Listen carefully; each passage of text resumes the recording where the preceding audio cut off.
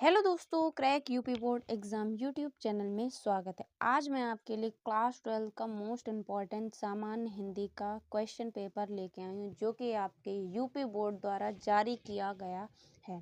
तो ये 2024 और 25 का मोस्ट इम्पॉर्टेंट यूपीएमएसपी वेबसाइट पे मिला है। तो ये बोर्ड ने खुद जारी किया है, तो इस पेपर से आपको बहुत ही हेल्प होने वाली है, क्योंकि जो बोर्ड द्वारा पेपर जारी किया जाता है उससे आपको पता चल जाता है। और इस पेपर में सारे ही इम्पोर्टेंट क्वेश्चन होते, तो कोई भी आपको ऐसा वैसा क्वेश्चन नहीं मिलेगा। जब आप इम्पोर्टेंट क्वेश्चन आपने पढ़ चुके होंगे, तो अगर आप इस पेपर को सॉल्व करेंगे तो आपको सब चीज़ें पढ़ी ही मिलेंगी।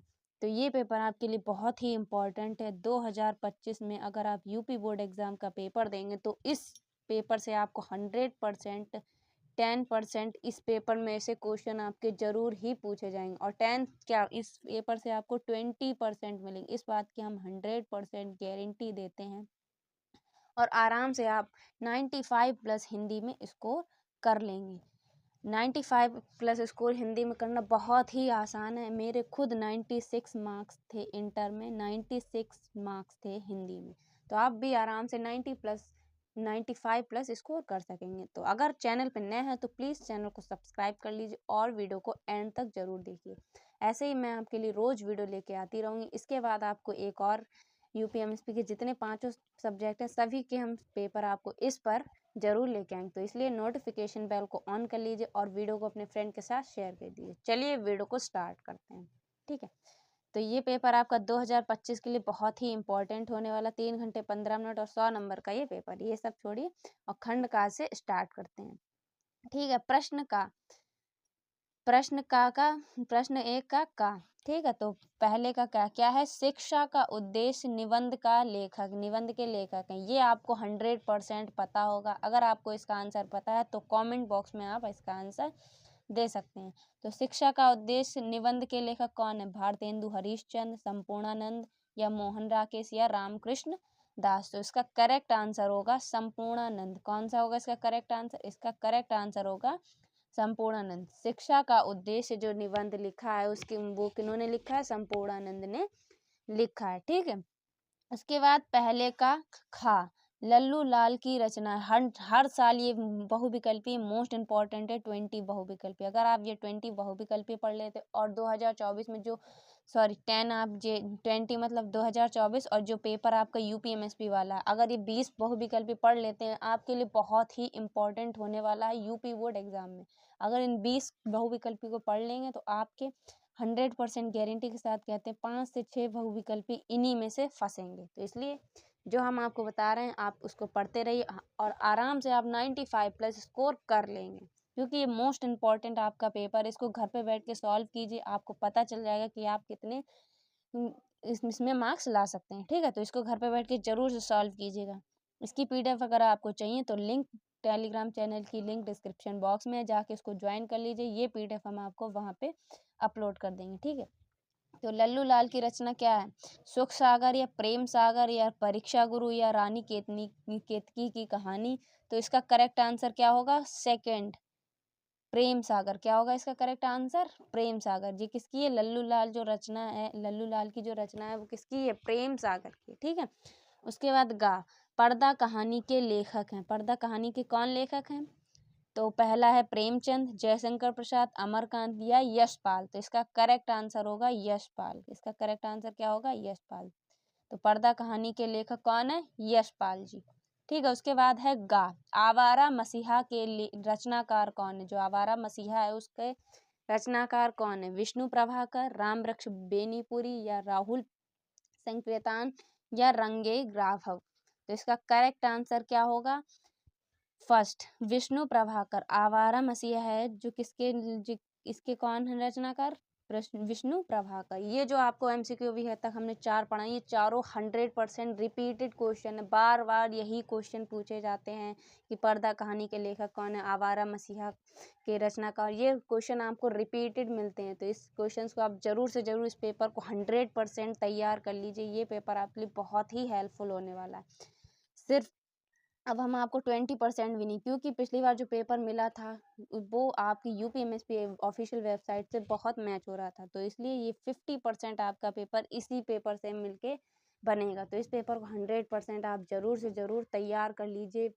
गारंटी के साथ कहते हैं आपकी इसमें से बहुत ज़्यादा हेल्प होगी। इसलिए इस पेपर को ज़रूर से ज़रूर आप घर पे बैठ के सॉल्व ज़रूर कीजिएगा, ठीक है। उसके बाद ये देखिए बाणभट्ट की आत्मकथा, ये सभी को पता होगा, जिसने अभी तक हिंदी बिल्कुल भी नहीं पढ़ी हो उसे भी पता होगा कि बाणभट्ट आत्मकथा के लेखक कौन है। तो पहला है महावीर प्रसाद, सरदार पूर्ण सिंह, वासुदेव शरण अग्रवाल और हजारी प्रसाद द्विवेदी। तो इसका करेक्ट आंसर क्या होगा? डॉक्टर हजारी प्रसाद द्विवेदी। ये मोस्ट इम्पॉर्टेंट है और सभी को पता होगा कि बाणभट्ट की आत्मकथा के लेखक हैं हजारी प्रसाद द्विवेदी, क्योंकि जब आपने इसका परिचय पढ़ा होगा, जीवन परिचय, तो इसमें इनकी रचना लिखनी होती है। तो ये आपको पता ही होगा कि बाणभट्ट की आत्मकथा के लेखक कौन है। दूसरे का कामायनी युग की रचना है। कामायनी किस युग की रचना है? द्विवेदी युग की, छायावादी युग की, भारतेंदु युग की, प्रगतिवाद युग की। तो इसका सबको पता होगा, ये मोस्ट इम्पॉर्टेंट है। किसकी है? छायावादी युग की है। किसकी है ये?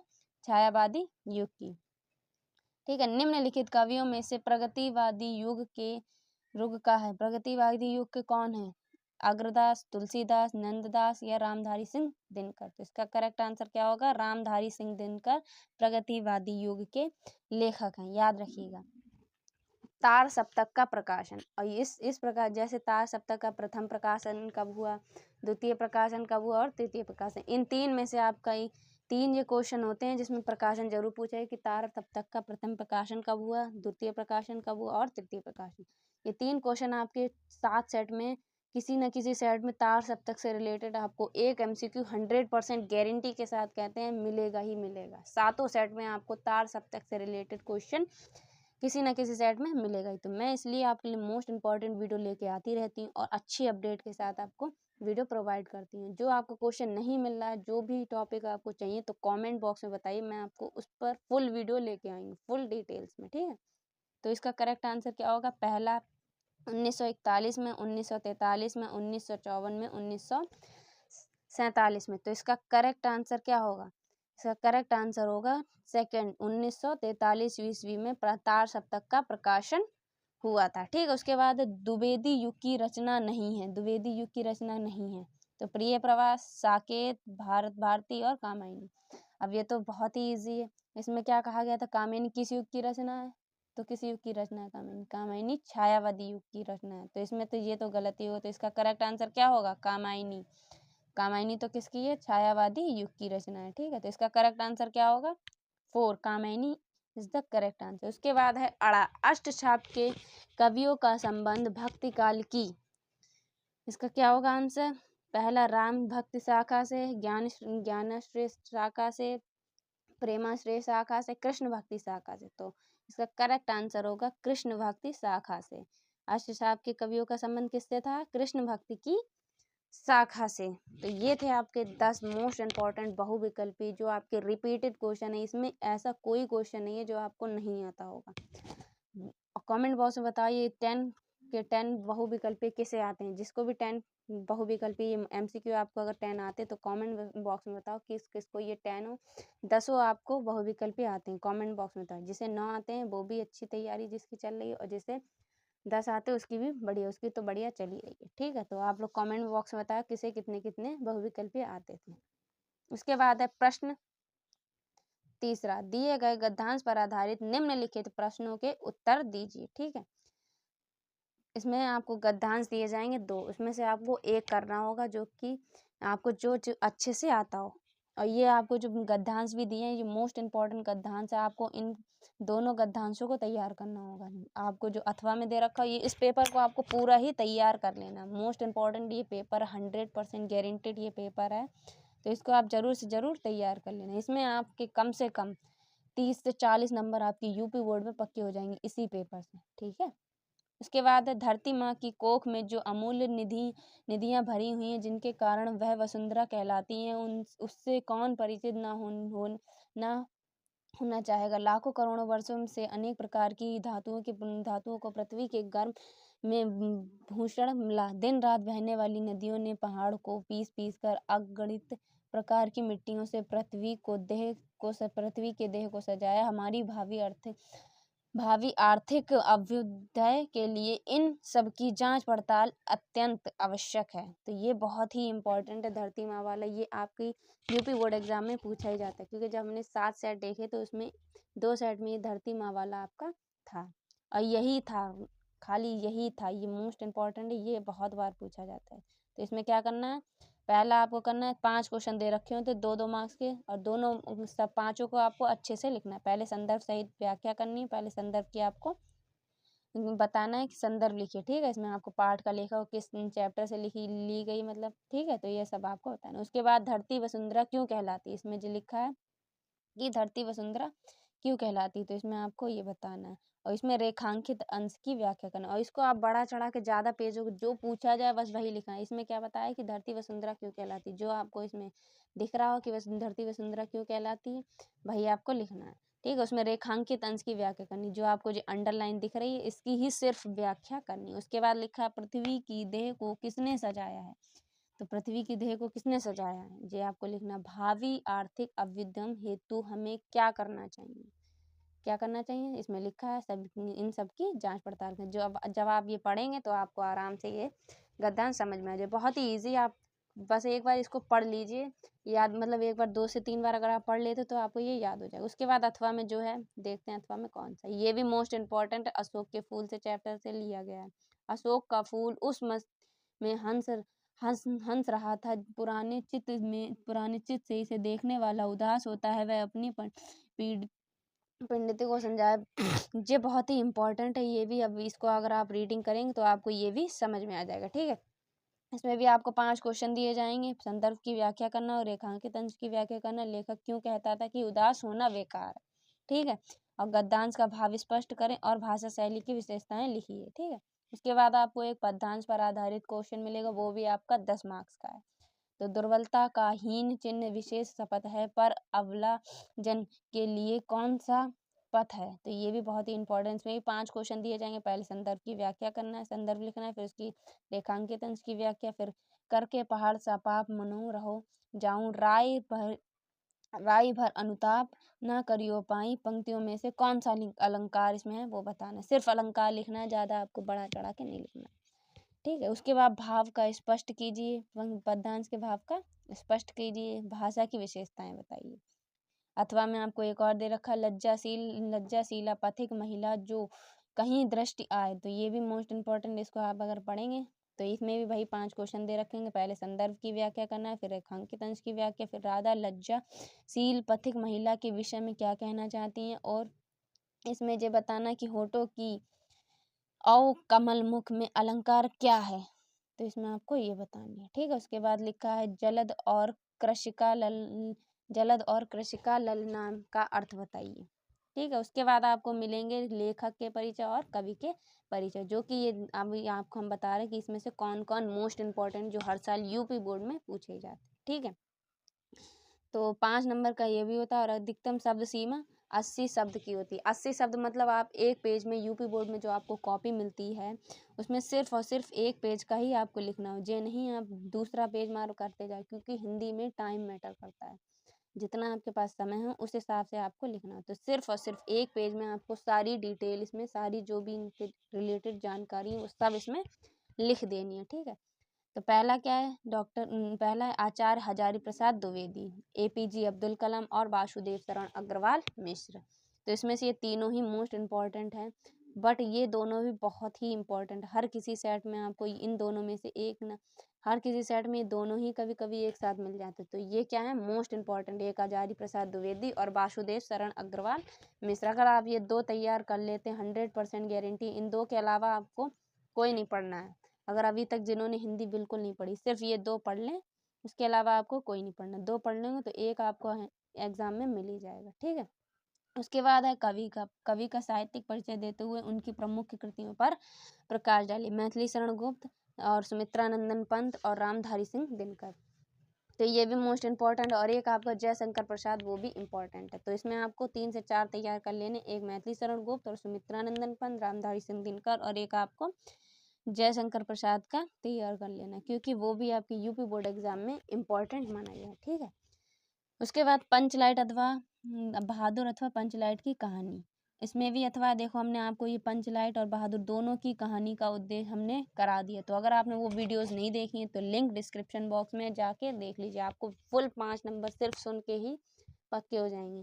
अगर आप ये दोनों वीडियो देख लेते हैं, 2 से 3 बार इस वीडियो को देख लें और बस आपको बहादुर की पंचलाइट की कहानी याद हो जाएगी और आपके उसी टाइम 5 नंबर पक्के हो जाएंगे। फिर आपको कभी भी पंचलाइट की कहानी रटने की ज़रूरत नहीं, सिर्फ आप सुन लेंगे 2 से 3 बार याद हो जाएगी। ठीक है, तो मैंने वो भी करा दी, लिंक डिस्क्रिप्शन बॉक्स में जाके देख लीजिए। ठीक है, उसके बाद अथवा इसमें भी दे रखा है कि बहादुर में से या पंचलाइट में से कोई एक कहानी करनी, और फिर उसके बाद अथवा और दे रखा है कि ध्रुव यात्रा कहानी की कथा वस्तु अपने शब्दों में लिखिए।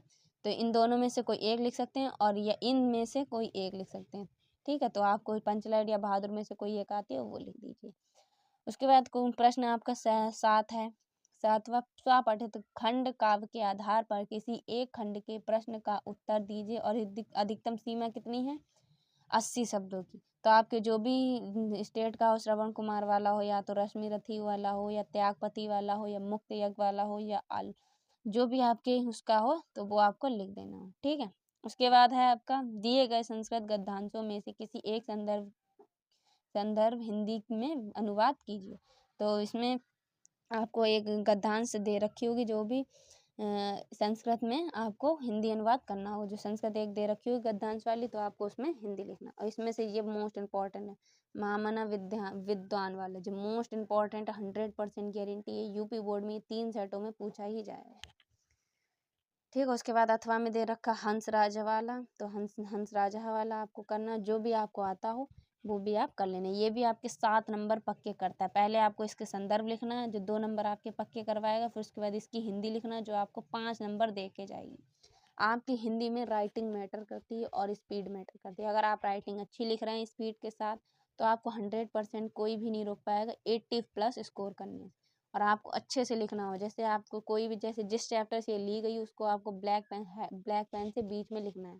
ठीक है, जैसे आप लिख रहे हैं प्रस्तुत पद्यांश हमारी पाठ्य पुस्तक, तो जो भी आपको लिखना जिस पुस्तक से ली गई, जिस चैप्टर से ली गई, उसको आपको ब्लैक पेन से हेडिंग करके दिखाना होगा, अलग से हाईलाइट करके दिखाना होगा। तो इस टाइप के भी आपको नंबर मिलते हैं। ठीक है, उसके बाद लिखा है कि दिए गए पद्यांशों में से किसी एक का संदर्भ सहित संदर्भ हिंदी में अनुवाद कीजिए। ठीक है, तो ये मोस्ट इम्पॉर्टेंट, ये दोनों ही मोस्ट इम्पॉर्टेंट है। अगर आपने इसकी हमने 2 आपको मोस्ट इम्पॉर्टेंट सुभाष रत्नानी वाले चैप्टर की हमने डाल दी, अगर आपने वो भी वीडियो नहीं देखी तो हमने पूरी हिंदी की इम्पॉर्टेंट प्लेलिस्ट डाल दी है, वो आप जाके देख लीजिए। लिंक डिस्क्रिप्शन बॉक्स में, पूरी प्लेलिस्ट देख लीजिए, मोस्ट इम्पॉर्टेंट सारे ही क्वेश्चन हमने उसमें करवा दिए। ठीक है, उसके बाद है क्वेश्चन नंबर 9, जिसमें मुहावरे दे रखे होंगे। किसी एक का अर्थ लिखकर आपको वाक्य प्रयोग किया है, सिर्फ एक का बताना है। और दे कितने रखे हैं? ऑप्शन बहुत होते हैं आपकी हिंदी के पेपर, आप आराम से हिंदी में अच्छा स्कोर कर सकते हैं। ठीक है, ऑप्शन बहुत दे रखे होते हैं। देखिए कितने दे रखे, 4। तलवार की धार पर चलना, टका सा जवाब देना, दाल में काला होना, नमक मिर्च होना। तो ये चारों में से कोई एक आपको जो आता हो वो कर लेना। और 4 दे रखे होंगे, एक तो आपको कोई ना कोई आता ही होगा। ठीक है, उसके बाद कौन सा है? क्वेश्चन नंबर 10, अपठित गद्यांश पर आधारित निम्नलिखित प्रश्नों का उत्तर दीजिए। ये जो क्वेश्चन है अपठित गद्यांश पर आधारित, ये कुछ ही साल से, अभी 2 साल से ही आपकी ये हिंदी में ऐड हुआ है कि अपठित क्वेश्चन। इसमें से आपको ये एक गद्यांश दे रखा होगा, उसमें से आपको क्वेश्चन नीचे क्वेश्चन दे रखे होंगे, इसी में से आपको आंसर देख के, इसमें से आंसर ढूंढ के आपको क्वेश्चन के आंसर देने होंगे। ठीक है, तो ये आपको पढ़ना है, इसे ज़्यादा टाइम नहीं देना। जो भी लिखा है, लेखक, पहला क्वेश्चन दे रखा है, इसमें 5 नंबर का आता है। पहला दे रखा है कि लेखक के अनुसार इच्छा, लोभ आदि का परिणाम क्या होता है। तो ये क्वेश्चन दे रखा है, इसमें आपको पढ़ना है। इसमें जो लिखा है कि वास्तव में इच्छा, असंतोष, लोभ आदि के कारण समाज, शोषण, कटुता, ये सब आपको इसमें से जो क्वेश्चन है उसका आंसर ढूंढ लेना है। ठीक है, उसके बाद दूसरा दे रखा है आदर्शों की रक्षा के लिए सत्पुरुष का क्या रुख होना चाहिए। दूसरा दे रखा है इच्छाओं का उद्दीप। इन दोनों का आपको अर्थ स्पष्ट करना है। 5 नंबर का आता है। अथवा में एक और है, अगर आपको ये नहीं आता तो ये आप कर लीजिए। ठीक है, जो आता है आपको वो कर लीजिए। फिर उसके बाद आता है क्वेश्चन नंबर 11, निम्नलिखित शब्द युग्म का सही अर्थ चयन करें। इसमें आपको शब्द युग्म दे रखे हैं, जैसे वसन और व्यसन। इन दोनों में से कोई ये व्यसन और वसन दोनों का अर्थ आपको शब्द युग्म अच्छा निकालना है। विवश होगा या व्याकुल होगा, कवच भोजन होगा, वस्त्र होगा या आदत होगी, या बिस्तर होगा या अवधि होगी। तो इसका करेक्ट आंसर क्या होगा? वस्त्र और व्यसन, व्यसन मतलब आदत, ठीक है। और वस्त्र मतलब वो वसन मतलब वस्त्र, ठीक है। तो इसका सी इज द करेक्ट है। अम्बुज और अम्बुद, इन दोनों का आपको अर्थ बताना और इसका आंसर आपको कमेंट बॉक्स में बताना है कि अम्बुज और अम्बुद का करेक्ट आंसर क्या होगा। तो कमेंट बॉक्स में बताइए इसका आंसर कौन बता पाएगा, क्योंकि ये भी आपको रिपीटेड क्वेश्चन आते, कोई अलग से नहीं दी जाती, ठीक है। उसके बाद है निम्नलिखित शब्दों में से किसी एक शब्द के अर्थ दो अर्थ लिखना है। किसी एक शब्द लेना है आपको, उसके आपको दो अर्थ लिखने होंगे। अंबर, अंबर के दो शब्द लिखने होंगे। पट, जो भी आपको आता है, विधि, नाग, अंबर मतलब बादल, आसमान, दो शब्द हो गए। ऐसी नाग के आपको दो शब्द लिखने हैं। सर्प, सांप, दो हो गए। ऐसे ही आपको दो अर्थ लिखने होंगे, ठीक। उसके बाद लिखा है कि निम्नलिखित वाक्यांशों के लिए एक शब्द का चयन करके लिखिए। जो जो आँख के सामने हो, उसे क्या बोलते हैं, जो आँख के सामने हो।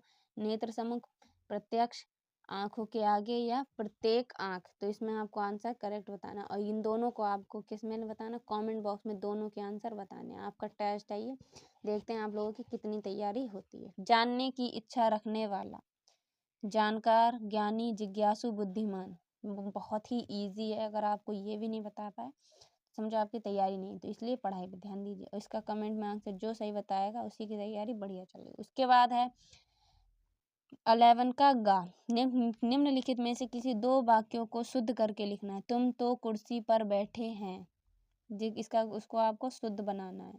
अशुद्ध है तुम तो कुर्सी पर बैठे हैं, क्या मतलब है इसका, कुछ नहीं, इसको आपको सही अर्थ बताना। इस सरोवर में अनेकों कमल खिले हैं, अनेकों कोई वर्ड ही नहीं है तो यहाँ पे क्या होगा, अनेक कमल खिले हैं। सम्मेलन की कवयित्री ने भाग लिया, तो कवयित्री भी सही नहीं है, तो इसको कवयित्री नहीं होगा, सही करना होगा, ठीक है। उसके बाद लिखा है कृपा अनुमोदन की कृपा करें, तो इसको आप ये जो दे रखे हैं इसमें आपको 2 नंबर का दे रखा है, तो कोई दो वाक्य आपको सही करके लिखने हो। तो 4 दे रखे हैं, 2 तो आप ठीक ही कर लेंगे, तो 2 वाक्य आपको शुद्ध करके लिखने होंगे। उसके बाद जो आपका 12 क्वेश्चन है, जो 6 नंबर का पक्के करवाता है, रस, छंद, अलंकार, वीर रस, हास्य रस, ये दोनों ही हमने आपको करा दी और पूरी रस, छंद, अलंकार की हमने फुल वीडियो बना रखी जिसमें सब ट्रिक के साथ आपको पढ़ाया। अगर आपने वो वीडियो नहीं देखी है तो वो भी हमने प्लेलिस्ट में ऐड कर दी है। प्लेलिस्ट अगर आप पूरी देखते हैं तो सारे ही मोस्ट इंपॉर्टेंट क्वेश्चन आपको उस प्लेलिस्ट में मिल जाएंगे, ठीक है। तो वीर रस की परिभाषा बहुत ही ईजी है। तो वीर रस का स्थायी भाव क्या होता है, हास्य रस का स्थायी भाव क्या होता है, ये सब आपको बस याद रखना, बाकी आप लिख सकते हैं, ठीक है। उदाहरण, इसमें क्या लिखा है, स्थायी भाव के साथ उदाहरण अथवा परिभाषा लिखिए। उदाहरण, पहले आपको ये लिखना है कि हास्य रस का स्थायी भाव जो है, जो भी है, फिर उसके बाद उदाहरण लिखना है, इसकी परिभाषा भी लिखनी है, ठीक है। 2 नंबर आपके पक्के हो जाएंगे। उसके बाद श्लेष और उत्प्रेक्षा अलंकार में से कोई एक अलंकार लिखना है। दोहा और सोरठा में से कोई एक आपको लिखना हो। छंद का मात्रा भी आपको लगानी होगी, ठीक है। उसके बाद है question number 13, most important 13 question number. Bank में खाता खोलने के लिए बैंक प्रबंधक को आवेदन या प्रार्थना पत्र लिखना हो। तो ये भी मोस्ट इंपॉर्टेंट है, ये हर साल पूछा ही जाता है। बैंक में खाता खोलने के लिए बैंक प्रबंधक को प्रार्थना पत्र, हमने 2 पत्र आपको मोस्ट इंपॉर्टेंट करवा दिए। दो हमने प्रार्थना पत्र आपको करा दिए, वो भी हमने प्लेलिस्ट में ऐड कर दिए हैं, अब वो भी देख लीजिए जाके, ठीक है।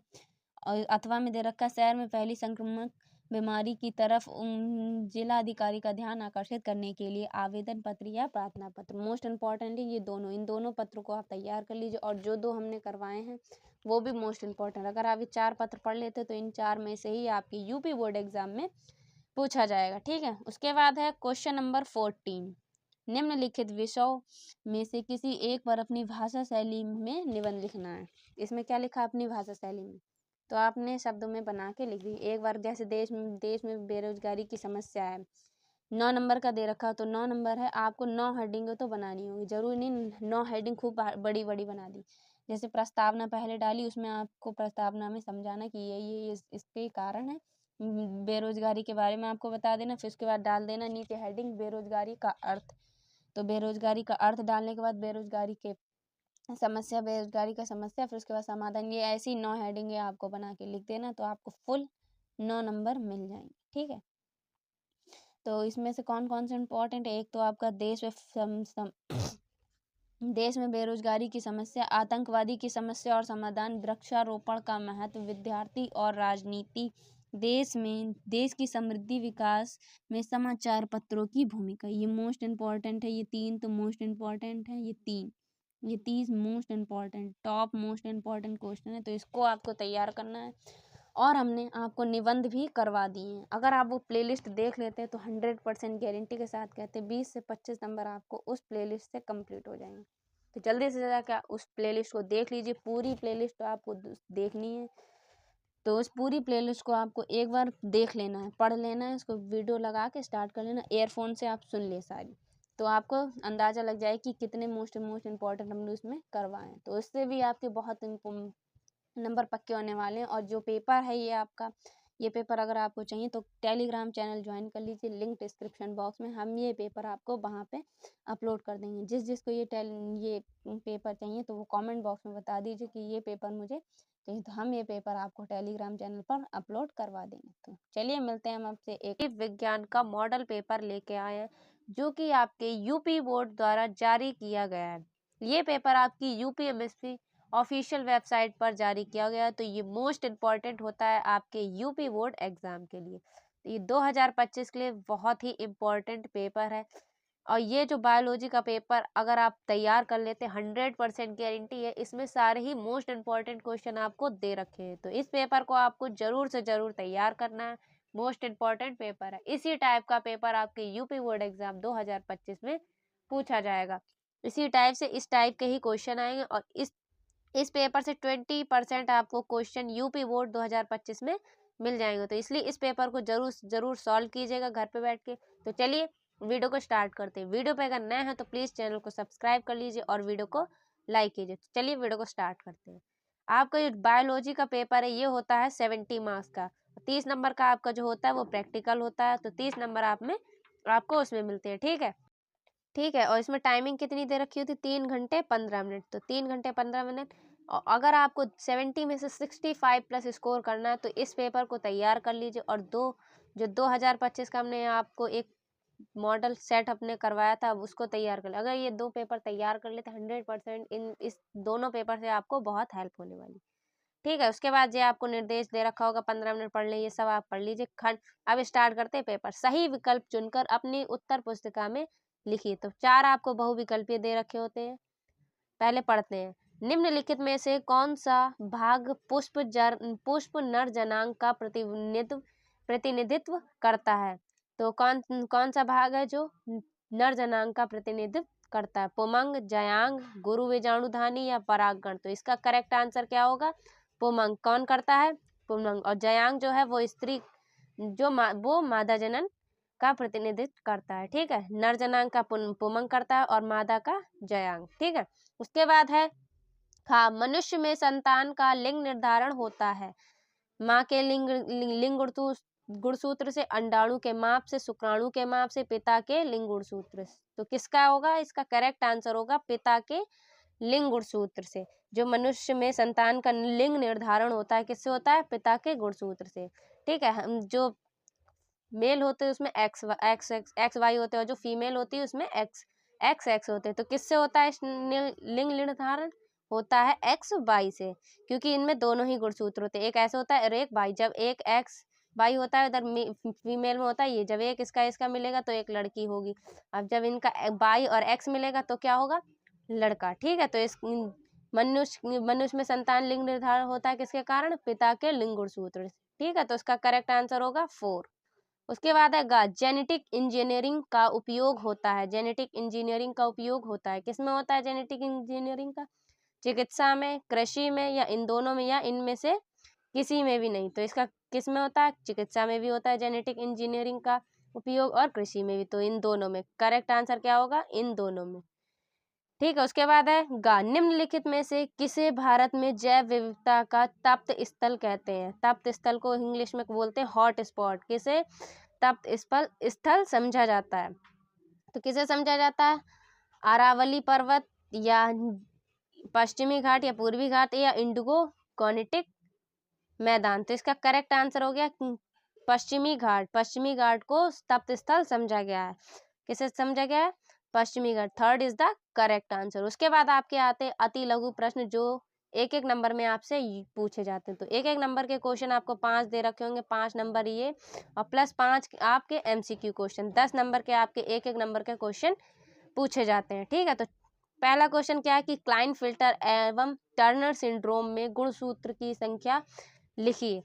ठीक है, जो टर्नर सिंड्रोम है उसमें गुणसूत्रों की संख्या क्या हो जाती है, कम हो जाती है, और जो क्लाइनफिल्टर है उसमें क्या हो जाती है, बढ़ भी जाती है, कम भी हो जाती है। तो इसमें कैसे मतलब 49 भी हो सकते हैं, 47, 48, 49 इतने होते रहते हैं। ठीक है, दूसरा क्या है खा, नर जन्म कोशिकाएं किस विभाजन द्वारा शुक्राणु का निर्माण करती हैं, किस विभाजन द्वारा शुक्राणु का निर्माण करती है। तो एक नंबर का क्वेश्चन है, किस विभाजन के द्वारा निर्माण करती है आपको बताना होगा। इसको सॉल्व कर घर पे बैठ के जरूर से जरूर कीजिएगा। परागकण मृत कोशिका में गुणसूत्रों की संख्या क्या होती है। गा है, उस एंजाइम का नाम लिखिए जो DNA अणु को खंडों में तोड़ता है। उस एंजाइम आणविक कैंची बोलते हैं जैसे प्रतिबंध एंजाइम, वो आणविक कैंची होते हैं जो क्या करता है, खंडों को तोड़ता है। और जोड़ता कौन है, DNA के खंडों को जोड़ता कौन है, लाइगेज। ठीक है, याद रखिएगा। उसके बाद अड़ा है, समष्टि में परिकल्पित पिरामिड किस प्रकार की होती है। तो किस प्रकार की होती है, ऐसे करके बनी होती है आपकी पिरामिड और ऊपर के लिए जाती। तो इस प्रकार की पिरामिड आपको बनाना, 1 नंबर मिल जाए। उसके बाद आपके लघु उत्तरीय फर्स्ट आ गए। लघु उत्तरीय फर्स्ट में आपको 5 क्वेश्चन दे रखे होंगे, 2-2 नंबर के। ठीक है, कितने नंबर के, 2-2 नंबर के। तो पहला क्वेश्चन है पक्षियों में लिंग निर्धारण को स्पष्ट कीजिए। ठीक है, तो पक्षियों में मादा लिंग निर्धारण, जो इसमें आपको किस टाइप के गुणसूत्र होते हैं, एक तो होता है ZZ, दूसरा होता है ZW। जो फीमेल है वो ZW होगा, जो मेल होगा वो ये वाला होगा। ठीक है, तो इसी से आप इसको जब पढ़ेंगे तो समझ में आ जाएगा। उसके बाद है खा, वॉटसन तथा क्रेक मॉडल द्वारा प्रस्तुत DNA की द्विकुंडलित मॉडल का स्वच्छ नामांकित चित्र बनाना है। तो इसमें आपको किसका चित्र बनाना है, DNA की द्विकुंडलित मॉडल का स्वच्छ नामांकित चित्र बनाना। तो इस टाइप से ये होता है इसका चित्र। जब आप इसको देखेंगे तो इसको आप साफ एक चित्र बनाना, DNA के वॉटसन क्रिक मॉडल के द्विकुंडलित मॉडल का स्वच्छ नामांकित चित्र बनाना। 2 नंबर का ये क्वेश्चन। उसके बाद है प्रतिरक्षा। प्रतिरक्षा क्या है, 2 नंबर में पूछा गया है, प्रतिरक्षा क्या है। गा, आर्किड पौधा आम के पेड़ की शाखा पर उग रहा आर्किड और आम के पेड़ के बीच पारस्परिक क्रिया को आप कैसे स्पष्ट करेंगे। अड़ा है कि एक स्लीप परितंत्र में अपघटन चक्र का आरेखीय निरूपण कीजिए। उसके बाद है लघु उत्तरीय सेकंड, जो कि आपके कितने मार्क्स के हैं, 3-3 नंबर के हैं। ठीक है, लघु बीजाणु तथा गुरु बीजाणु के बीच कोई 3 अंतर स्पष्ट कीजिए। अगर आपको ये मोस्ट इम्पॉर्टेंट पेपर है, ये सारे ही क्वेश्चन जितने भी आए अभी तक सारे ही इम्पॉर्टेंट क्वेश्चन हर साल यूपी बोर्ड में पूछा ही जाता है। ये भी आपका मोस्ट इम्पॉर्टेंट क्वेश्चन है, लघु बीजाणुधानी और गुरु बीजाणुधानी के अंतर स्पष्ट कीजिए। ठीक है, तो अगर आपने कोई ये अंतर आप भी नहीं याद हुए या आपने नहीं करे ये, तो हमने पूरी बायोलॉजी की मोस्ट इम्पॉर्टेंट प्लेलिस्ट बना दी है। उसमें हमने सारे एक 1 शॉर्ट वीडियो बनाई है जिसमें हमने सारे ही इम्पॉर्टेंट अंतर करवा दिए। तो अगर वो आपने 1 शॉर्ट वीडियो नहीं देखी है तो जाके जल्दी से सारे अंतर की वीडियो देख लीजिए। और हमने पूरी बायोलॉजी की मोस्ट इम्पॉर्टेंट क्लास 12 की प्लेलिस्ट बना दी है, उसमें सारे ही इम्पॉर्टेंट क्वेश्चन करवा दिए। तो लिंक डिस्क्रिप्शन बॉक्स में जाके वीडियो को देख लीजिए और सारे ही इंपॉर्टेंट क्वेश्चन कराएं जो हर साल यूपी बोर्ड में पूछे जाते हैं। और एक वीडियो में हमने आपके सारे ही अंतर करवा दिए, पूरी बुक के मोस्ट इम्पॉर्टेंट अंतर करवा दिए। ठीक है, उसके बाद है खा, हमारे समाज में लड़कियां पैदा होने पर दोष केवल महिलाओं को दिया जाता है, बताइए यह क्यों सही नहीं है। तो ये 3 नंबर में है, आपको बताना है कि हमारे समाज में लड़कियों पैदा होने पर दोष केवल महिलाओं को ही क्यों दिया जाता है। उसके बाद है गा, एक संकर क्रॉस का उदाहरण लेते हुए मेंडल के प्रभाविता का नियम की व्याख्या कीजिए। मेंडल के प्रभाविता के नियम का व्याख्या करनी है। ठीक है, उसके बाद लिखा है DNA कुंडली की कौन सी विशेषता ने वाटसन एवं क्रिक मॉडल को DNA प्रतिकृत सेमी कंजर्वेटिव रूप को कल्पित करने में सहयोग, इसकी व्याख्या कीजिए। 3 नंबर का आपका ये क्वेश्चन है। DNA से आपके 2 टाइप के क्वेश्चन बन गए और वो भी वाटसन क्रिक मॉडल वाले ही। एक आपका डायग्राम पूछा गया और दूसरा आपसे ये क्वेश्चन पूछा गया। 3 नंबर का ये भी क्वेश्चन है। जो बायो है, बायो में आपसे 3 नंबर वाले क्वेश्चन ज़्यादा पूछे जाते हैं, ठीक है। उसके बाद है 5वें का मलेरिया परजीवी के जीवन चक्र का स्वच्छ नामांकित चित्र बनाना है। जो मलेरिया परजीवी के जीवन चक्र है उसका पूरा आपको चित्र बनाना है। इस टाइप से जो आपका जीवन चक्र बनेगा, तो 3 नंबर में आपको नामांकित चित्र बनाना है, ठीक है। और अगली वीडियो में आपके लिए लेके आएंगे पूरी बुक के मोस्ट इम्पॉर्टेंट बायो के क्वेश्चन, पूरी बुक के। अगर आप वो क्वेश्चन पढ़ लेते हो तो 100% गारंटी है उसके बाहर आपको कोई क्वेश्चन नहीं मिलेगा। तो इसलिए अगर चैनल पे नए हैं, नोटिफिकेशन बेल को ऑन कर लीजिए। हम आपको वीडियो संडे तक 5 बजे तक आपको वो वीडियो मिल जाएगी, तो इसलिए चैनल को सब्सक्राइब कर लीजिए। हम आपके लिए पूरी बुक के इम्पोर्टेंट क्वेश्चन लेके आ रहे हैं। उसके बाद है 5वें का खा जैविकी जीव विज्ञान के अध्ययन ने संक्रामक रोगों को नियंत्रित करने में किस प्रकार हमारी सहायता की। तो ये तीन नंबर का ये भी क्वेश्चन। उसके बाद है जैव उर्वरक किस प्रकार से मृदा की उर्वरता को बढ़ाते हैं। गा है वैक्यूबायोलिसिस क्या है। उसके बाद 6 है, 6 में आपको 5 नंबर अब लॉन्ग आपके स्टार्ट हो गए। 5 नंबर वाले इस क्वेश्चन स्टार्ट हो गए। 6 नंबर, ठीक है। इसमें लिखा निम्न पर टिप्पणियां लिखें। पहली है पीसीआर, फिर प्रतिबंधन एंजाइम, ठीक है। तो पीसीआर चैन पर टिप्पणी बहुत पूछी जाती है और प्रतिबंधन एंजाइम इस पर भी टिप्पणी पूछी जाती है। तो 5 नंबर का ये क्वेश्चन है, मोस्ट इंपॉर्टेंट। उसके बाद है आपका जैव प्रौद्योगिकी का कृषि क्षेत्र में क्या उपयोग है। जो जैव प्रौद्योगिकी है उसका कृषि उद्योग में क्या उपयोग है। उसके बाद है परजीवी जंतु से आप क्या समझते हैं, कोई एक उदाहरण देके समझाइए। निम्नलिखित में से अंतर को स्पष्ट कीजिए। 2 अंतर दे रखे होंगे, इसमें से आपको अंतर को स्पष्ट करना है, ठीक है। उत्पादन एवं अपघटन में अंतर, परजीविता तथा सहभोजिता में अंतर। तो 2 आपको अंतर दे रखेंगे, इसमें आपको अंतर स्पष्ट करना। उसके बाद आपको दीर्घ उत्तरीय प्रश्न दे रखेंगे, मोस्ट इम्पॉर्टेंट ये सारे दे रखे हैं। देखिए इसमें जो इम्पोर्टेंट क्वेश्चन आपको मिल गया पहले कि मनुष्य के जड़ नर जनन तंत्र का सचित्र वर्णन कीजिए और इसमें शुक्राणु कहाँ संचित रहते हैं ये बताइए। अगर आपको ऊपर अथवा ये वाला क्वेश्चन नहीं आता, फिलहाल ये मोस्ट इम्पॉर्टेंट क्वेश्चन हर साल यूपी बोर्ड में पूछा ही जाता है। उसके बाद है अथवा में पुष्पी पादपों में लघु बीजाणुधानी का सचित्र वर्णन कीजिए। पुष्पी पादपों में लघु बीजाणुधानी का सचित्र वर्णन कीजिए। ये भी मोस्ट इम्पॉर्टेंट है, दोनों ही इम्पॉर्टेंट है ये, इसलिए ये पेपर बहुत ही इम्पॉर्टेंट है आपके यूपी बोर्ड। अगर आपने ये पेपर छोड़ दिया तो 100% आपके बहुत ही, क्योंकि ये पेपर आपके लिए बहुत ही इम्पोर्टेंट है। इस पेपर को आपको छोड़ना ही नहीं है, इसको तैयार कर लेना। जितने इसमें क्वेश्चन दे रखेंगे सबको आपको तैयार करना ही करना है, ठीक है। उसके बाद है क्वेश्चन नंबर 8, आनुवंशिक कूट क्या है, इसकी मुख्य विशेषताओं का वर्णन कीजिए। उसके बाद अथवा में भी बहुत अच्छा क्वेश्चन दे रखा है कि जैव विकास किसे कहते हैं। भूवैज्ञानिक कालों में होकर पादपों के विकास का सचित्र वर्णन कीजिए। मोस्ट इम्पोर्टेंट दोनों ही क्वेश्चन इतने अच्छे हैं, आप आराम से कर सकते हैं क्योंकि ये हर साल पूछे जाते हैं। उसके बाद है पादपों की जाति विविधता 22% जंतुओं और 72% की अपेक्षा में बहुत कम है। क्या कारण है कि जंतुओं में अधिक विविधता मिलती है। अथवा में क्या है, किसी भौगोलिक क्षेत्रों में जाति की क्षति के मुख्य कारण बताना है, ठीक है। तो ये था आपका यूपी बोर्ड का मोस्ट इम्पॉर्टेंट पेपर। आपके यूपी बोर्ड एग्जाम के लिए बहुत ही हेल्पफुल होने वाला है। तो इसलिए अगर आप इस वीडियो को देख रहे हैं, जरूर से जरूर मेरी राय है आप इस पेपर को जरूर से जरूर सारे ही क्वेश्चन इस पेपर के तैयार कर लीजिए, क्योंकि ये पेपर बहुत ही इम्पोर्टेंट है आपके बोर्ड एग्जाम के लिए। ब्रह्मास्त्र होने वाला है आपका ये पेपर, इसमें सारे ही इम्पोर्टेंट क्वेश्चन दे रखे हैं।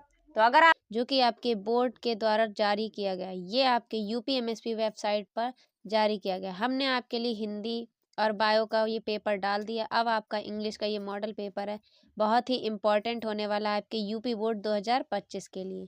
ये पेपर से आपको बहुत ही हेल्प हो सकती है, इसलिए इस पेपर को जरूर से जरूर सॉल्व कीजिएगा। तो चलिए वीडियो को स्टार्ट करते हैं। 100 नंबर का ये आपका पेपर है और 3 घंटे 15 मिनट मिलते हैं। जनरल इंस्ट्रक्शन आपको दे रखा है कि first 15 minutes are allotted to candidates for reading the question paper. 15 minute आपको क्वेश्चन पेपर को पढ़ने को मिलेंगे और सभी क्वेश्चन करना अनिवार्य है। Mark are candidate in indicated against question, ठीक है। उसके बाद आपका जो पहला सेक्शन है उसमें आपको रीडिंग सेक्शन मिलेगा, जिसमें आपको पैसेज दे रखा होगा 15 मार्क्स का एक आपको अनसीन पैसेज दे रखा होगा। ठीक है, तो ये आपके बहुत ही अच्छा क्वेश्चन, अगर आप इस पैसेज को सॉल्व कर लेते हो तो 50 मार्क्स आपको कंप्लीट हो जाते हैं। तो इसको जब आप सॉल्व करेंगे तो आपको पता चल जाएगा इसमें किस टाइप के क्वेश्चन दे रखे हैं। चलिए पढ़ते हैं। पहला जो क्वेश्चन है आपका, question what change in the mindset of the India youth in visible now a day. 3 number का ये क्वेश्चन, 3 नंबर के आपको 4 क्वेश्चन दे रखे होंगे और 2 आपके बुकैब वाले क्वेश्चन दे रखे होंगे। ठीक है, दूसरा वी क्वेश्चन है व्हाट इज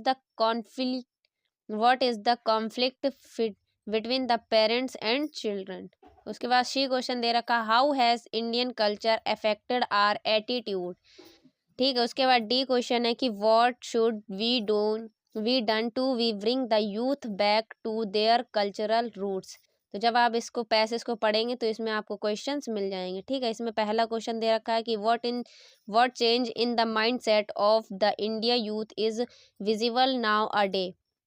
तो जब इसमें आप देखेंगे तो फर्स्ट लाइन में इसका आंसर आपको मिल जाएगा, the shift in the mindset of India's younger generations is the quit visible. तो इसमें आपको SBO में बनाना पड़ेगा, सब्जेक्ट वर्ब और ऑब्जेक्ट, इसको देख के आपको बनाना होगा। ठीक है, उसके बाद 3 क्वेश्चन आपको बुकैब वाले दे रखे हैं। पहला find a word from the passage mean, agreed का आपको मीन्स निकालना जो कि आपके पैसेज में दे रखा है। उसके बाद दूसरा which phrase in the passage means a warning sign. ठीक है, वार्निंग साइन आपको इसमें बताना है, पैसेज में फ्रेजेस वर्ड निकालना है। ठीक है, जो कि आपके पैसेज में दे रखा है। उसके बाद तीसरा है इलॉजिकल, अपोजिट वर्ड बताना है इलॉजिकल का। उसके बाद दूसरा सेक्शन है सेक्शन वी, जिसमें आपको राइटिंग सेक्शन दे रखा होगा, जिसमें एक आपको आर्टिकल और एक आपको लेटर दे रखा होगा। तो आर्टिकल कौन से हैं चलिए पढ़ते हैं। उसकी question number 2, right an article on any one of the following topics in about 150। तो आपको 100 से 150 वर्ड का एक आर्टिकल लिखना है जो कि आपके 10 मार्क्स का है। बहुत ही इंपॉर्टेंट है आपकी ये आर्टिकल। तो चलिए पढ़ते हैं। पहला है आपका डिजिटल इंडिया ज्वाइंट, दूसरा है joint family system need of the earth, और सी है आपका freedom of expressions.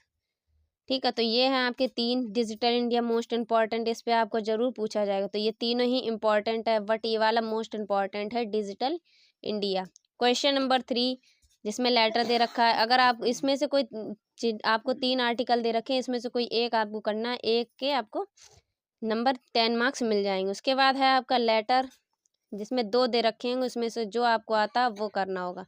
Right a letter of proprietor of ABC sports Palika Bazaar new Delhi to place on for cricket kits का सामान खरीदना। तो इससे रिलेटेड आपको लेटर लिखना। उसके बाद है write a letter to the editor of a national newspaper to express your view on growing fitness craze in youth. एक आपको लेटर एडिटर दे रखा है उसमें, और दूसरा आपको एक लेटर दे रखा है, जो आपको आता है वो आप करिए। और ये वाला जो लेटर एडिटर है ये मोस्ट इंपॉर्टेंट है आपका, ये पूछा जाता है।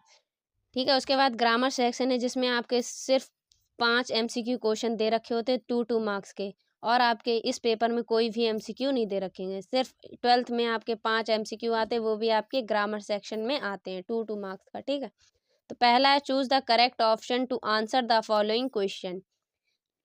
ए, absence of government in a country is called. इसको घर पे बैठ के जरूर से जरूर सॉल्व कीजिए। ये पहले आपको दे रखा है 1 वर्ड सब्स्टिट्यूशन। उसके बाद है फ्रेज एक, इसका भी आपको आंसर लगाना। उसके बाद दूसरा सी दे रखा है सिनोनिम, और फिर उसके बाद आपको एक सेंटेंस दे रखा है, उसे करेक्ट करना है। उसके बाद एक एंटोनिम दे रखा है। फिर उसके बाद आपके ये वाले क्वेश्चन आएंगे जिसमें आपको सेंटेंस बनाने होंगे। आज change any one of the following in direct speech. एक आपको इन दोनों में से कोई एक आपको सेंटेंस बनाना होगा। एक पहला दे रखा I said comma inverted comma don't waste your time. ठीक है, दूसरा है Rohit said to us let's go for a picnic. ठीक है, 2 मार्क्स का है, कोई एक आपको सेंटेंस बनाना है और आप पूरे 2 मार्क्स ले सकते हो। उसके बाद combine any one of the following as directed. इसमें भी कोई 2 दे रखे हैं, तो कोई एक आपको बनाना है। ठीक है, कॉम्प्लेक्स सेंटेंस है, दूसरा है कंपाउंड सेंटेंस। ठीक है, I can give you a dress, my mother gifted it to me, दूसरा है डू इट, लीव इट।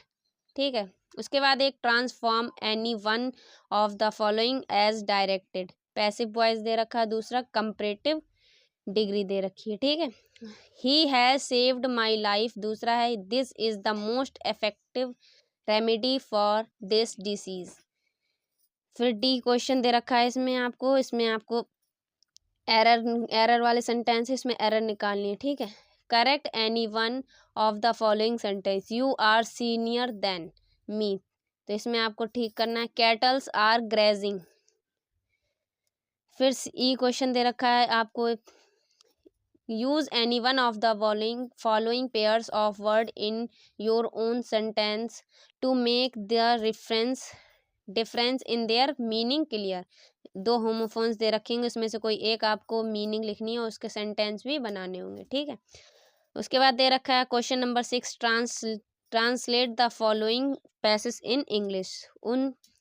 इस जो हिंदी दे रखी है इसकी आपको इंग्लिश बनानी। कौन सी है? उन दिनों स्वामी विवेकानंद अमेरिका में एक महिला के यहाँ ठहरे हुए थे, जहाँ वह अपना ये सब पढ़ के आपको इसकी ट्रांसलेट करनी है। उसके बाद सेक्शन डी है आपका लिटरेचर वाला, जो कि बहुत ही इम्पोर्टेंट है। लिटरेचर में आप आराम से नंबर कर सकते हैं, अगर आपको ये सब चीज़ें नहीं आ रही, ग्रामर सेक्शन है, इंग्लिश में बहुत अच्छे से ही आप नंबर स्कोर कर सकते हैं। ठीक है, तो पहला है आपका question 7, answer the following question in about 40 word each. 4 number के आपको शॉर्ट दो दे रखे होंगे। ठीक है, तो दोनों शॉर्ट करना अनिवार्य है। पहला है क्वेश्चन नंबर 7 का A, who are the inhabitants of Seemapuri, what do they do for their survival. Seemapuri वाला एक क्वेश्चन दे रखा है, ये वाला चैप्टर आपका बहुत ही इंपॉर्टेंट है। ठीक है, उसके बाद हु वॉज राजकुमार शुक्ला, राजकुमार शुक्ला कौन था, what did he going to bring Gandhi ji to Champaran. ठीक है, उसके बाद दे रखा है दूसरा, इन दोनों शॉर्ट में से कोई एक करना है, इन दोनों में से जो भी आपको शॉर्ट आता है ये वाला कर लीजिए, ये वाला 4 नंबर का एक है। फिर उसके बाद दूसरा दे रखा है B, Why did Mr. Hamel blame parents and himself for not paying proper attention to the study of French? अगर आपको ये आता है एम हेमल वाला तो ये वाला कर लीजिए, वरना तो ये आपको ऑप्शन में दे रखा है। Why was Gemini Studios a popular place for poets? ठीक है, उसके बाद एक लॉन्ग दे रखा हो जो कि आपका 7 मार्क्स का है। ठीक, answer any one of the following in about 80 words. All we have or to fear is fear itself. Justify this statement on basis of the lesson. Deep water से question है, ये most important deep water chapter, इसमें से आपके question बनते हैं। तो आपके 4 चैप्टर इंपॉर्टेंट प्रोज में, पहला आपका द लास्ट लेसन, उसके बाद है आपका डीप वाटर, और एक क्वेश्चन आपका है जो सीमापुरी वाला जो चैप्टर एक वाला है द लास्ट स्प्रिंग। उसके बाद एक आपका ये 3 चैप्टर आपको तैयार करने, the last lesson, deep water और द लास्ट स्प्रिंग। ठीक है, दूसरा दे रखा है कि Sophie was the creator of her own disappointed, do you agree, give reason for your answer. इन दोनों में से कोई एक आपको लॉन्ग करना है, 7 मार्क्स का, कोई एक आपको जो अच्छे से आता हो वो करना। उसके बाद दे रखा है आपको पोएट्री सेक्शन में, read the following extract carefully and answer the question that follow and the old family H. ठीक है, उसके बाद आपको एक क्वेश्चन स्टैंजा दे रखा होगा जिसे आपको करना। हेलो दोस्तों, crack UP board exam YouTube channel में स्वागत है। आज हम आपके लिए क्लास 12 का मोस्ट इम्पॉर्टेंट क्वेश्चन पेपर लेके आए हैं, जो कि आपके बोर्ड द्वारा जारी किया गया है। तो ये मॉडल पेपर आपके लिए बहुत ही इम्पॉर्टेंट होने वाला है और बहुत ही हेल्पफुल होने वाला है। तो जितने भी बच्चे क्लास 12 की इस वीडियो को देख रहे हैं, वीडियो पे करना है तो प्लीज़ चैनल को सब्सक्राइब कर लीजिए और वीडियो को एंड तक जरूर देखिए। इस पेपर से आपको बहुत ही हेल्पफुल होने वाली और ये वीडियो आपके लिए बहुत ही इम्पॉर्टेंट होने वाली है। तो चलिए वीडियो को स्टार्ट करते हैं। तो ये क्वेश्चन पेपर आपके कितने मार्क्स का आएगा? 100 मार्क्स का क्वेश्चन पेपर। अगर आपने इंग्लिश में कुछ भी नहीं पढ़ा है तो आप इस पेपर को ज़रूर से ज़रूर सॉल्व कर लीजिए। बहुत ही इम्पॉर्टेंट ये क्वेश्चन पेपर है।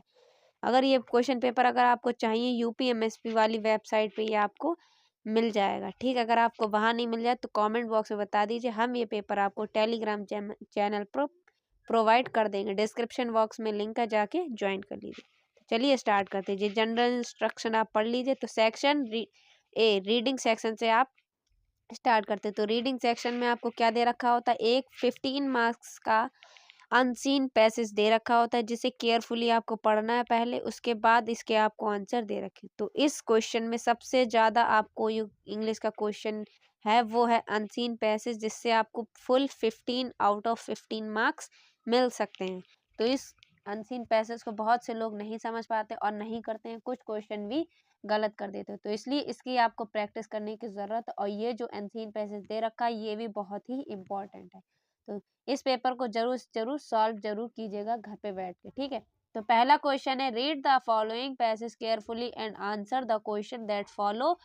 तो इस क्वेश्चन को आपको पढ़ना है। The shift in the mindset of India's younger generation is quite visible while they are patriotic prepared to join any movement, march, weaving, politicals, flag, join Facebook group. They are not in most cases convinced by India's culture.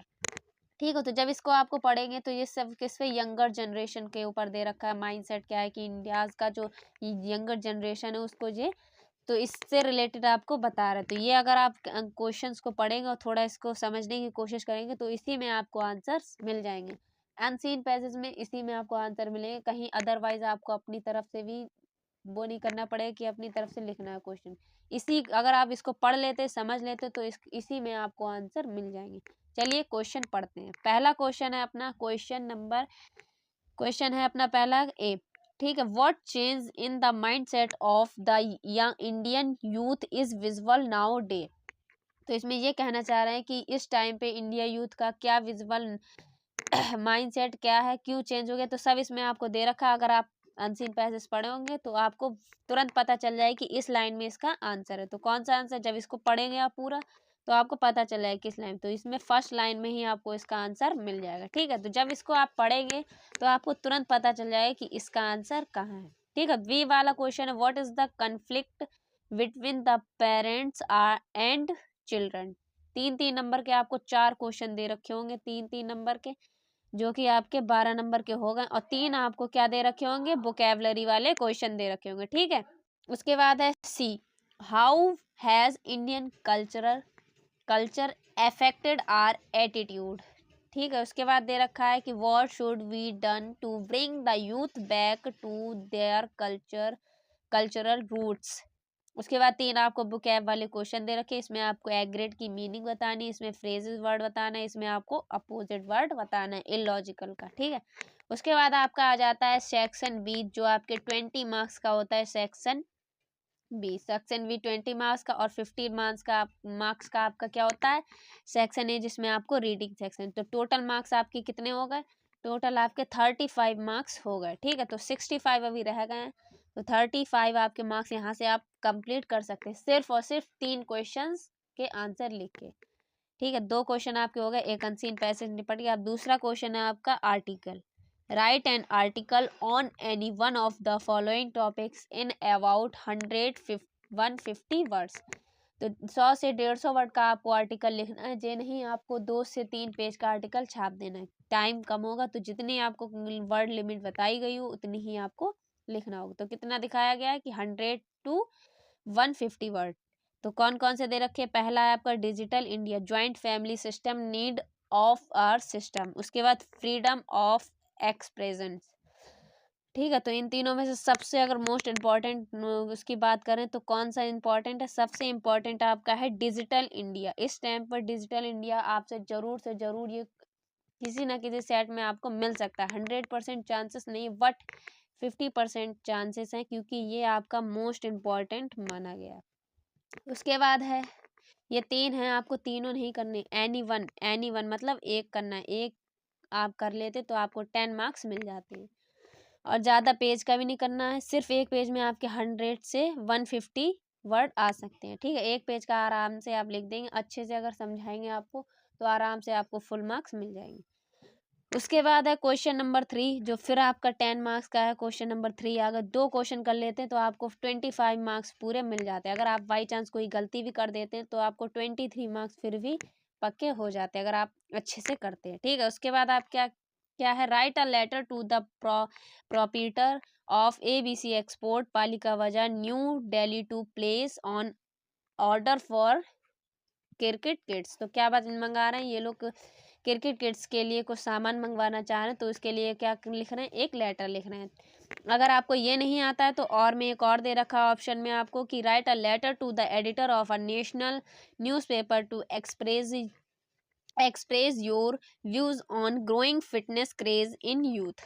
ठीक है, तो आप letter editor कर देते हैं। और आपको एक जरूर बात याद रखना, आपके जो इंग्लिश का पेपर उसमें जरूर से जरूर आपको ऑप्शन में एक लेटर टू एडिटर जरूर से जरूर मिल ही जाएगा। तो देखिए इसमें आपको क्या दे रखा है, एक लेटर टू एडिटर दे रखा है। अगर आप ये इसमें से इन दोनों में से बात करें कि कौन सा इंपॉर्टेंट है, तो इसमें से आपका इंपॉर्टेंट ये माना गया, ये मोस्ट इंपॉर्टेंट नहीं, फिलहाल इंपॉर्टेंट माना गया है। ये पेपर आपका मोस्ट इंपॉर्टेंट, तो इसको जरूर से जरूर तैयार कर लेना है। और एक पेपर हमने आपको और इस चैनल पर डाल दिया जो 2024 में आपका पूछा गया था यूपी बोर्ड में। तो उस पेपर को और इस पेपर को अगर आप सॉल्व कर ले तो 100% आपकी बहुत अच्छे से तैयारी हो जाएगी। और ग्रामर में आपको प्रैक्टिस की ज़रूरत है, प्रैक्टिस करते रहिए। और लिटरेचर सेक्शन आपको पूरा ही निपटा लेना है। ठीक है, तो इससे आपके अच्छे मार्क्स स्कोर कर सकते हैं। अगर आपकी लिटरेचर पूरी कंप्लीट है तो आप उसमें से अगर कुछ भी नहीं आता है तो अगर लिटरेचर आती तो आप पास हो जाएंगे। ठीक है, उसके बाद है question section C. Grammar section में आपको क्वेश्चन पहले आपको 5 MCQ दे रखे होते हैं जो आपके 2 नंबर के होते हैं। ठीक है, तो 2 नंबर के मतलब 10 मार्क्स आपके यहाँ से कंप्लीट हो जाएंगे।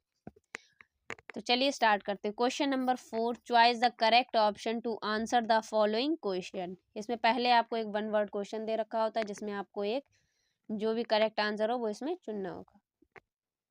फिर आपको एक फ्रेजेस वर्ड दे रखा होता है।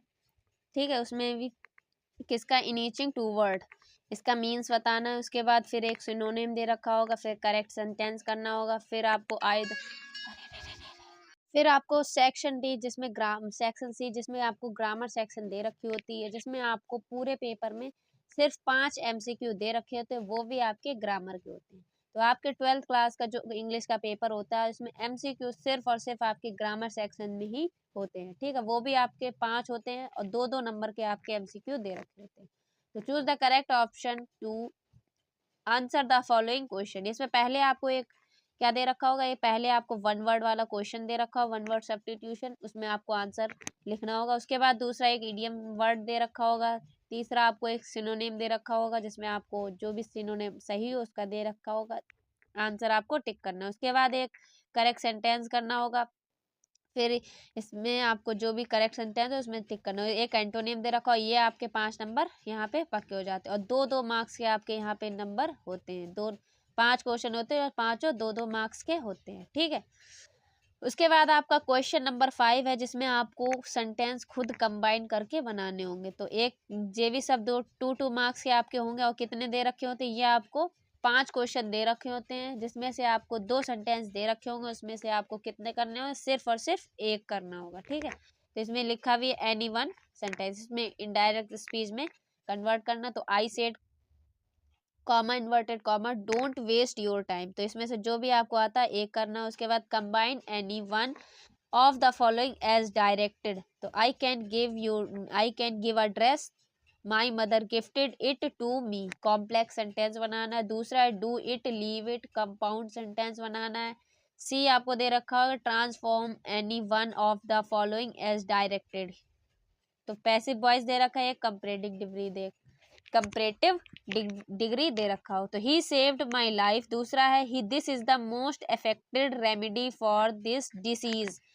डी है correct any one of the following sentence. ठीक है, जिसमें भी आपको इसमें करेक्ट क्या करना है, एरर वाले सेंटेंस है जिसमें आपको सही करना होगा। You are senior than me. ठीक है, कैटल्स आर ग्रेजिंग।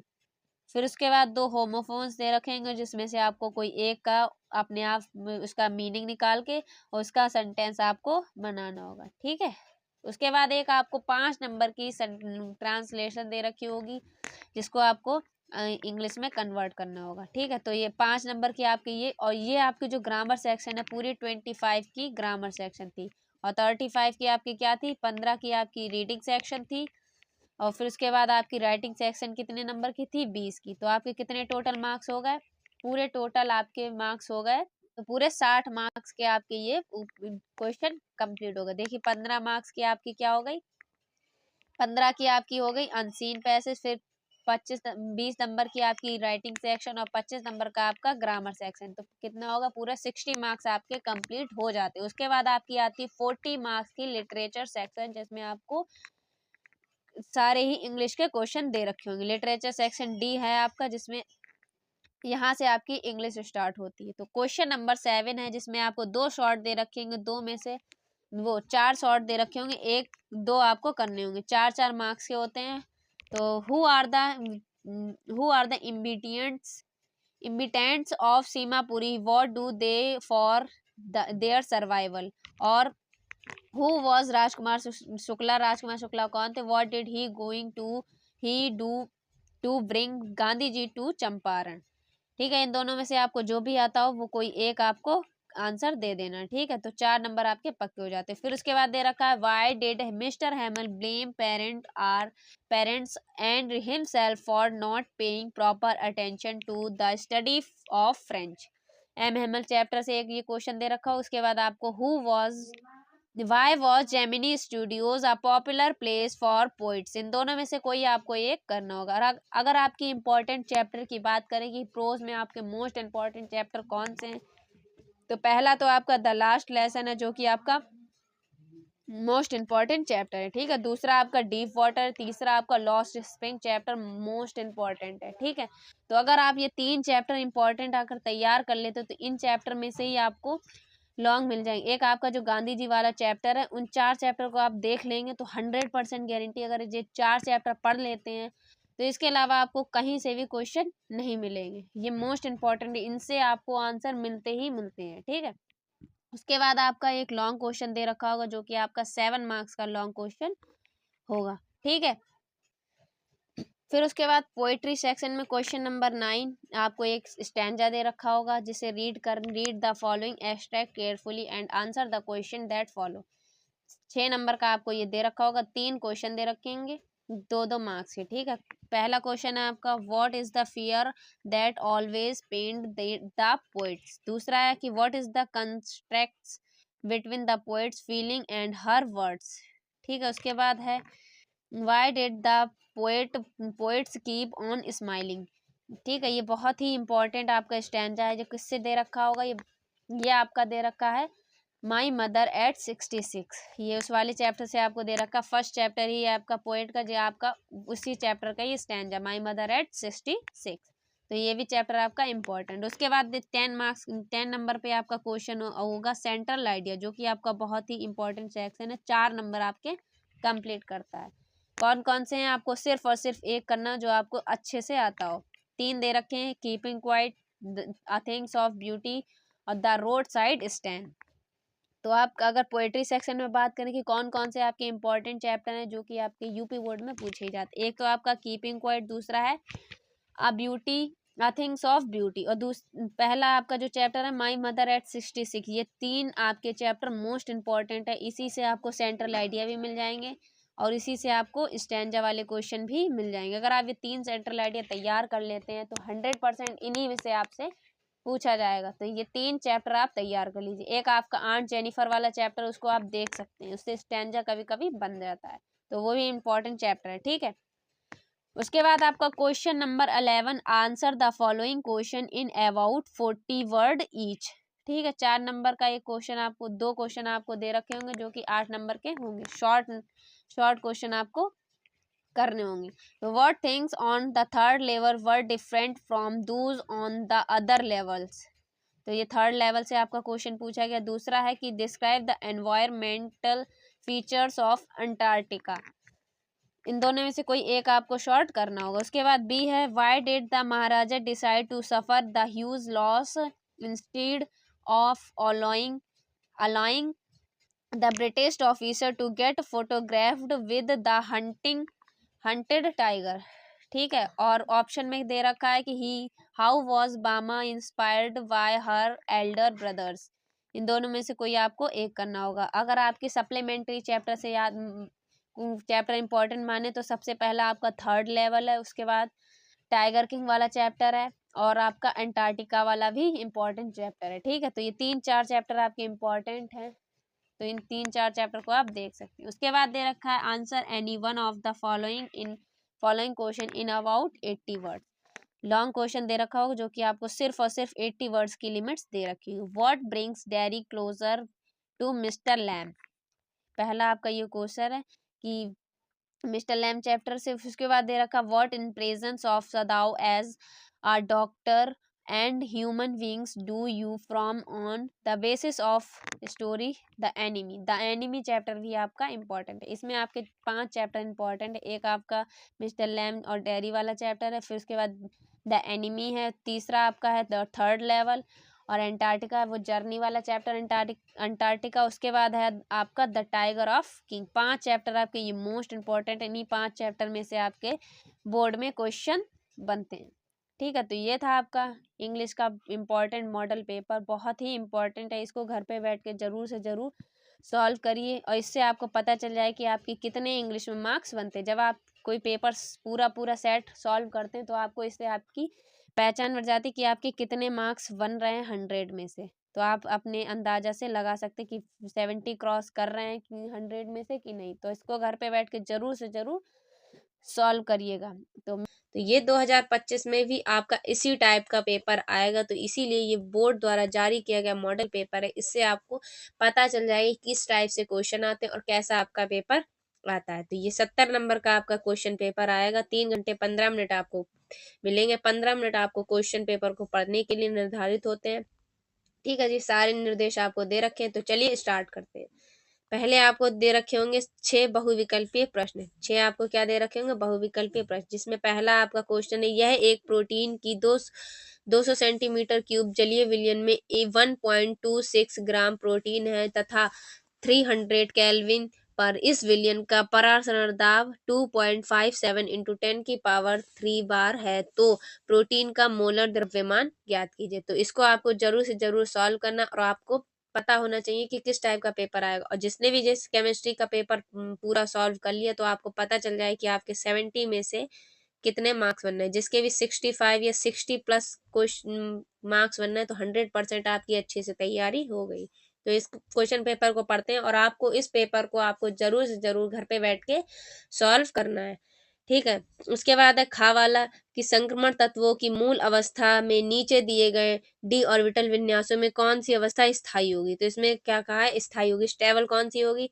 तो 3D3 सबके लास्ट में 4s2 होता है। ठीक है, तो कौन सी? क्योंकि डी ऑर्बिटल में सबके लास्ट में 4s2 होता है। ठीक है, तो 3D3 होगी या 3D5 होगी या 3D4 होगी या 3D8 होगी या 3D4। तो इसका करेक्ट आंसर क्या हो सकता है? तो इसका करेक्ट आंसर होगा 3D4, क्योंकि 3D4 जी किसका होगा? क्रोमियम का होगा। ठीक है, तो कौन सी स्टेबल होगी? 3D4 क्रोमियम वाली। उसके बाद है संकुलन CO NH3 NH3 का होल NH3 की पावर कितनी दे रखी है? 6 दे रखी है। तो ये आपको सॉल्व करना है। तो इसे बताना है कि बिलियन में कितने आयन उत्पन्न है, आयन पूछे गए हैं। तो ठीक है, तो पहले हम देख लें क्लोरीन पे कितने होते हैं? 1 होते हैं। और यहाँ पे कितने क्लोरीन दे रखी है? यहाँ पे आपको क्लोरीन 2 दे रखी है, Cl2। ठीक है, और एक क्लोरीन पे कितने होते हैं? -1। तो कितने हो गए? 2 हैं तो 2 होंगे। तो यहाँ से आप देख सकते हैं जितने आपके बाहर होंगे उतने ही आपके अंदर होंगे। तो कौन सा आंसर होगा? 2, 4 का आपका करेक्ट आंसर होगा। ठीक है, उसके बाद है निम्नलिखित यौगिकों की क्वथनांक का बढ़ता हुआ क्रम बताना है। तो इसको आपको बढ़ता हुआ क्रम बताना है। तो इसमें से कौन सा बढ़ता हुआ क्रम होगा? इसका आपका करेक्ट आंसर होगा ये वाला। इसको आपको घर पे बैठ के जरूर से जरूर सॉल्व करना। अभी तो मैं आपको ऐसे ही बता दे रहे हैं, क्योंकि ये पेपर को आपको जल्दी से जल्दी आपको सॉल्व करके कमेंट बॉक्स में बताना कि आपके कितने नंबर बनते हैं। ठीक है, उसके बाद है अड़ा वाला कि गैल्वियम थैलेमाइड संश्लेषण बनाता है। क्या बनाता है? वो क्या बनता है? गैल्वियम थैलेमाइड संश्लेषण से क्या बनता है? प्राथमिक एरोमेटिक एमीन या प्राथमिक एलिफेटिक एमीन या द्वितीयक एमीन या तृतीयक एमीन। क्या बनता है इसमें?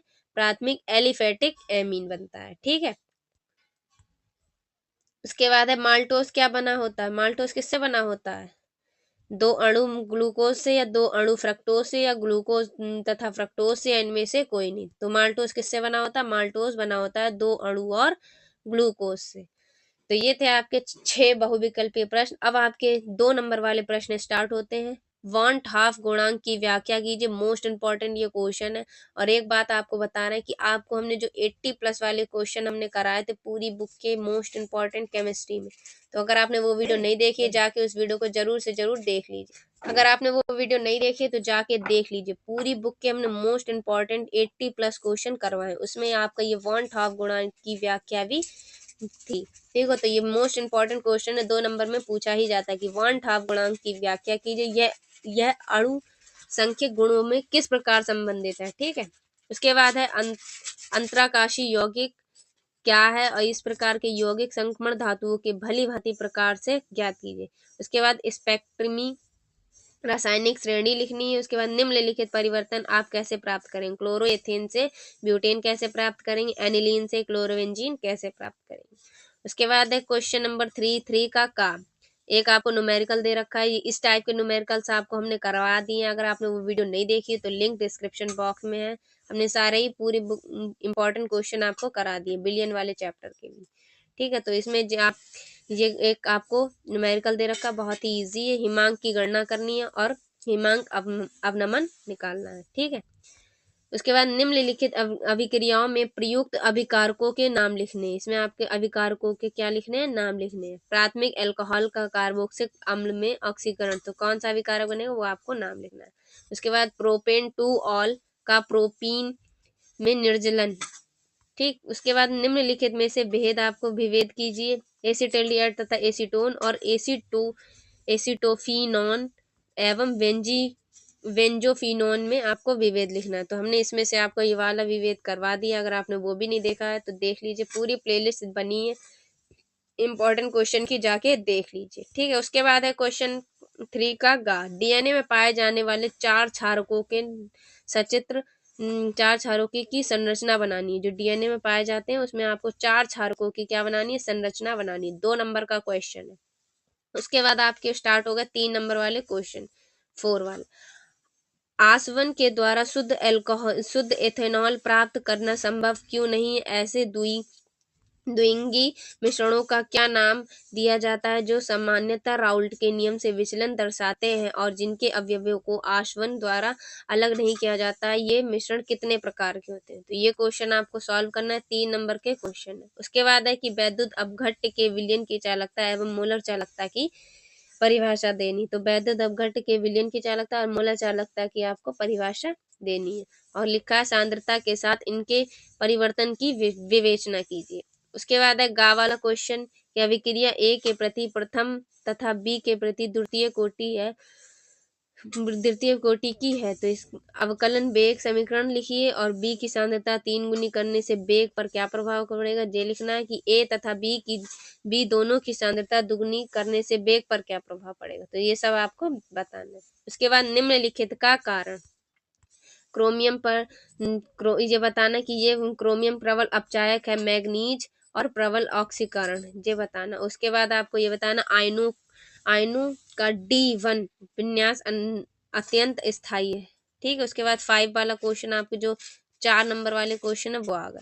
प्राथमिक तथा द्वितीयक बैटरियों की तुलना में ईंधन सेल से क्या लाभ है। डिस्चार्ज होते ही समय सीसा संचायक सेल में होने वाली अभिक्रिया जब बैटरी डिस्चार्ज होती है तो विद्युत अपघट्ट घनत्व किस प्रकार प्रभावित होता है। उसके बाद है खा आपको एक न्यूमेरिकल दे रखा है प्रथम कोटि अभिक्रिया का, तो ये सॉल्व करना। उसके बाद प्रथम कोटि अभिक्रिया में 30% वियोजन होने में 40 मिनट लगते हैं, तो टी हाफ की गणना कीजिए। ये भी आपको बताना ही, इसमें ही आपको बताना पहले टी हाफ की गणना कीजिए। उसके बाद गा है कि ग्लूकोज तथा फ्रक्टोज के 2 सामान्य रासायनिक गुण की समीकरण लिखिए। और उसके बाद विटामिन ए व सी हमारे लिए क्यों आवश्यक होते हैं, उनकी महत्वपूर्ण स्रोत लिखिए। उसके बाद है द्विदंतुर और उभयदंतुर लिगैंड, ये मोस्ट इंपॉर्टेंट क्वेश्चन है ये भी। और उसके बाद है केलेट प्रभाव से क्या अभिप्राय है।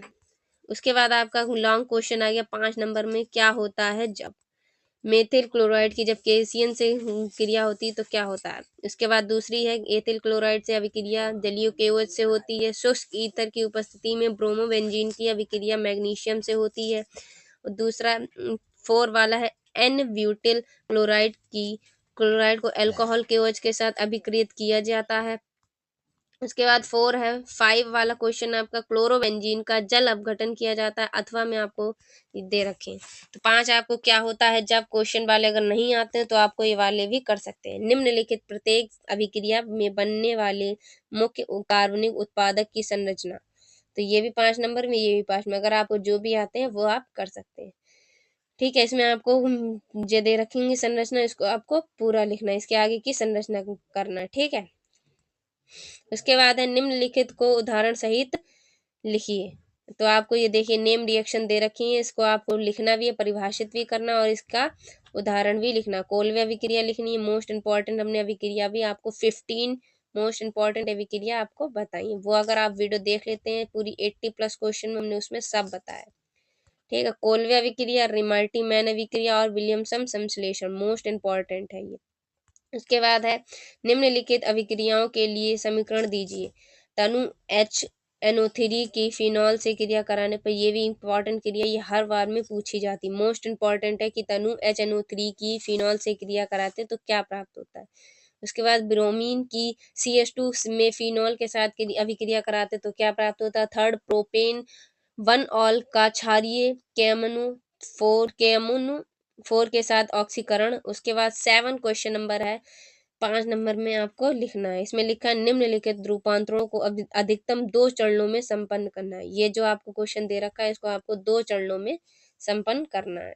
तो पहली क्या है, ब्रोमोबेंजीन से 1 फिनोल फेनिल एथेनॉल। उसके बाद है दूसरा, बेंजल्डिहाइड से 3 फेनिल प्रोपेन ऑल और 1 ऑल। ठीक है, उसके बाद एथेनॉल से 3 हाइड्रोक्सी ब्यूटेनॉल। 4 वाला है बेंजोइक अम्ल से बेंजल्डिहाइड, ये भी मोस्ट इंपॉर्टेंट रिएक्शन है, बेंजोइक अम्ल से बेंजल्डिहाइड। और प्रोपीन से प्रोपेनोन से प्रोपीन आपको बनाना है। ठीक है, हमने जब हम पढ़ते थे तो हमने पूरी रिएक्शन का एक पेपर बना लिए थे जिसमें पूरी 100 प्लस हमने रिएक्शन इंपॉर्टेंट लिख ली थी। तो आप भी, अगर आपको रिएक्शन नहीं याद होती तो आप एक काम कर सकते हैं, आप एक पेपर लीजिए, उसमें आपको जितनी भी मोस्ट इंपॉर्टेंट आपकी रिएक्शन है सबको लिख लीजिए।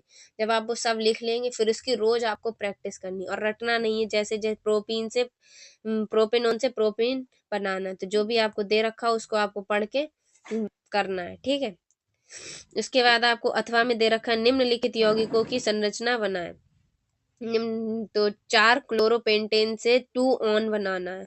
उसके बाद PP डाई हाइड्रोक्सी बेंजोफिनॉन बनाना है। उसके बाद हेक्स 2 ओइनिक अम्ल और 3 मेथिल ब्यूटेनल और P मेथिल बेंजल्डिहाइड आपको बनाना है। उसके बाद खा वाला क्वेश्चन, निम्नलिखित के कारण बताइए कि एथिलएमीन जल में विलय है जबकि एथिलीन नहीं है। तो इसके कारण बताना है आपको। एथिलीन फ्रीडल क्राफ्ट अभिक्रिया प्रदर्शित नहीं करती। क्या प्रदर्शित नहीं करती फ्रीडल क्राफ्ट अभिक्रिया?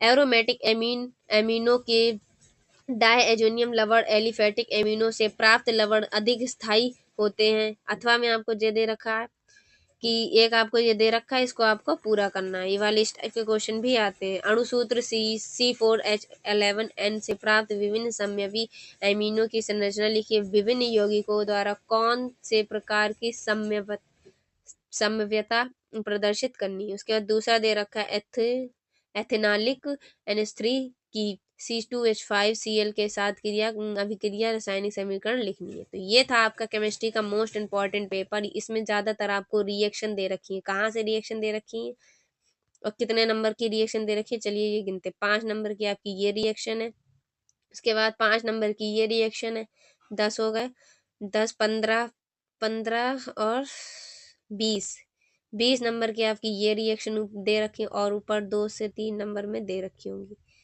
20 नंबर में ये रिएक्शन है, उसके बाद है आपकी 2 नंबर में ये रिएक्शन दे रखी है। तो 20 22 और 24 25 नंबर की आपकी रिएक्शन पोर्शन से आपसे पूछेगी। तो आपको रिएक्शन बहुत ही इंपॉर्टेंट होती है क्योंकि केमिस्ट्री में रिएक्शन पूछी ही जाती है। तो रिएक्शन को आपको तैयार करने का सबसे इजी वे है, तो आपको क्या करना है, एक पेज लेना जिसमें जितनी भी इंपॉर्टेंट, चाहे वो 100 चाहे वो 50 ही क्यों ना हो, मोस्ट इंपॉर्टेंट रिएक्शन सभी ही लिख लेनी है। जिस भी आप चैनल से पढ़ते हैं उस चैनल में जितनी भी इंपॉर्टेंट रिएक्शन करवाई जाए आपको सब नोट कर लेनी है। एक या आपको कॉपी बना लेनी है जिसमें आपको इम्पोर्टेंट रिएक्शन लिखनी है, और वही इम्पोर्टेंट रिएक्शंस को आप रोज प्रैक्टिस करेंगे तो आप इन रिएक्शन भी आपको आ जाएंगी। तो इसलिए रिएक्शन को आप प्रैक्टिस करने से आएंगी, रटने से कुछ नहीं आएगी। जैसे आप रट रहे हैं विलियमसन संश्लेषण है, तो इसकी आप जब क्रिया इससे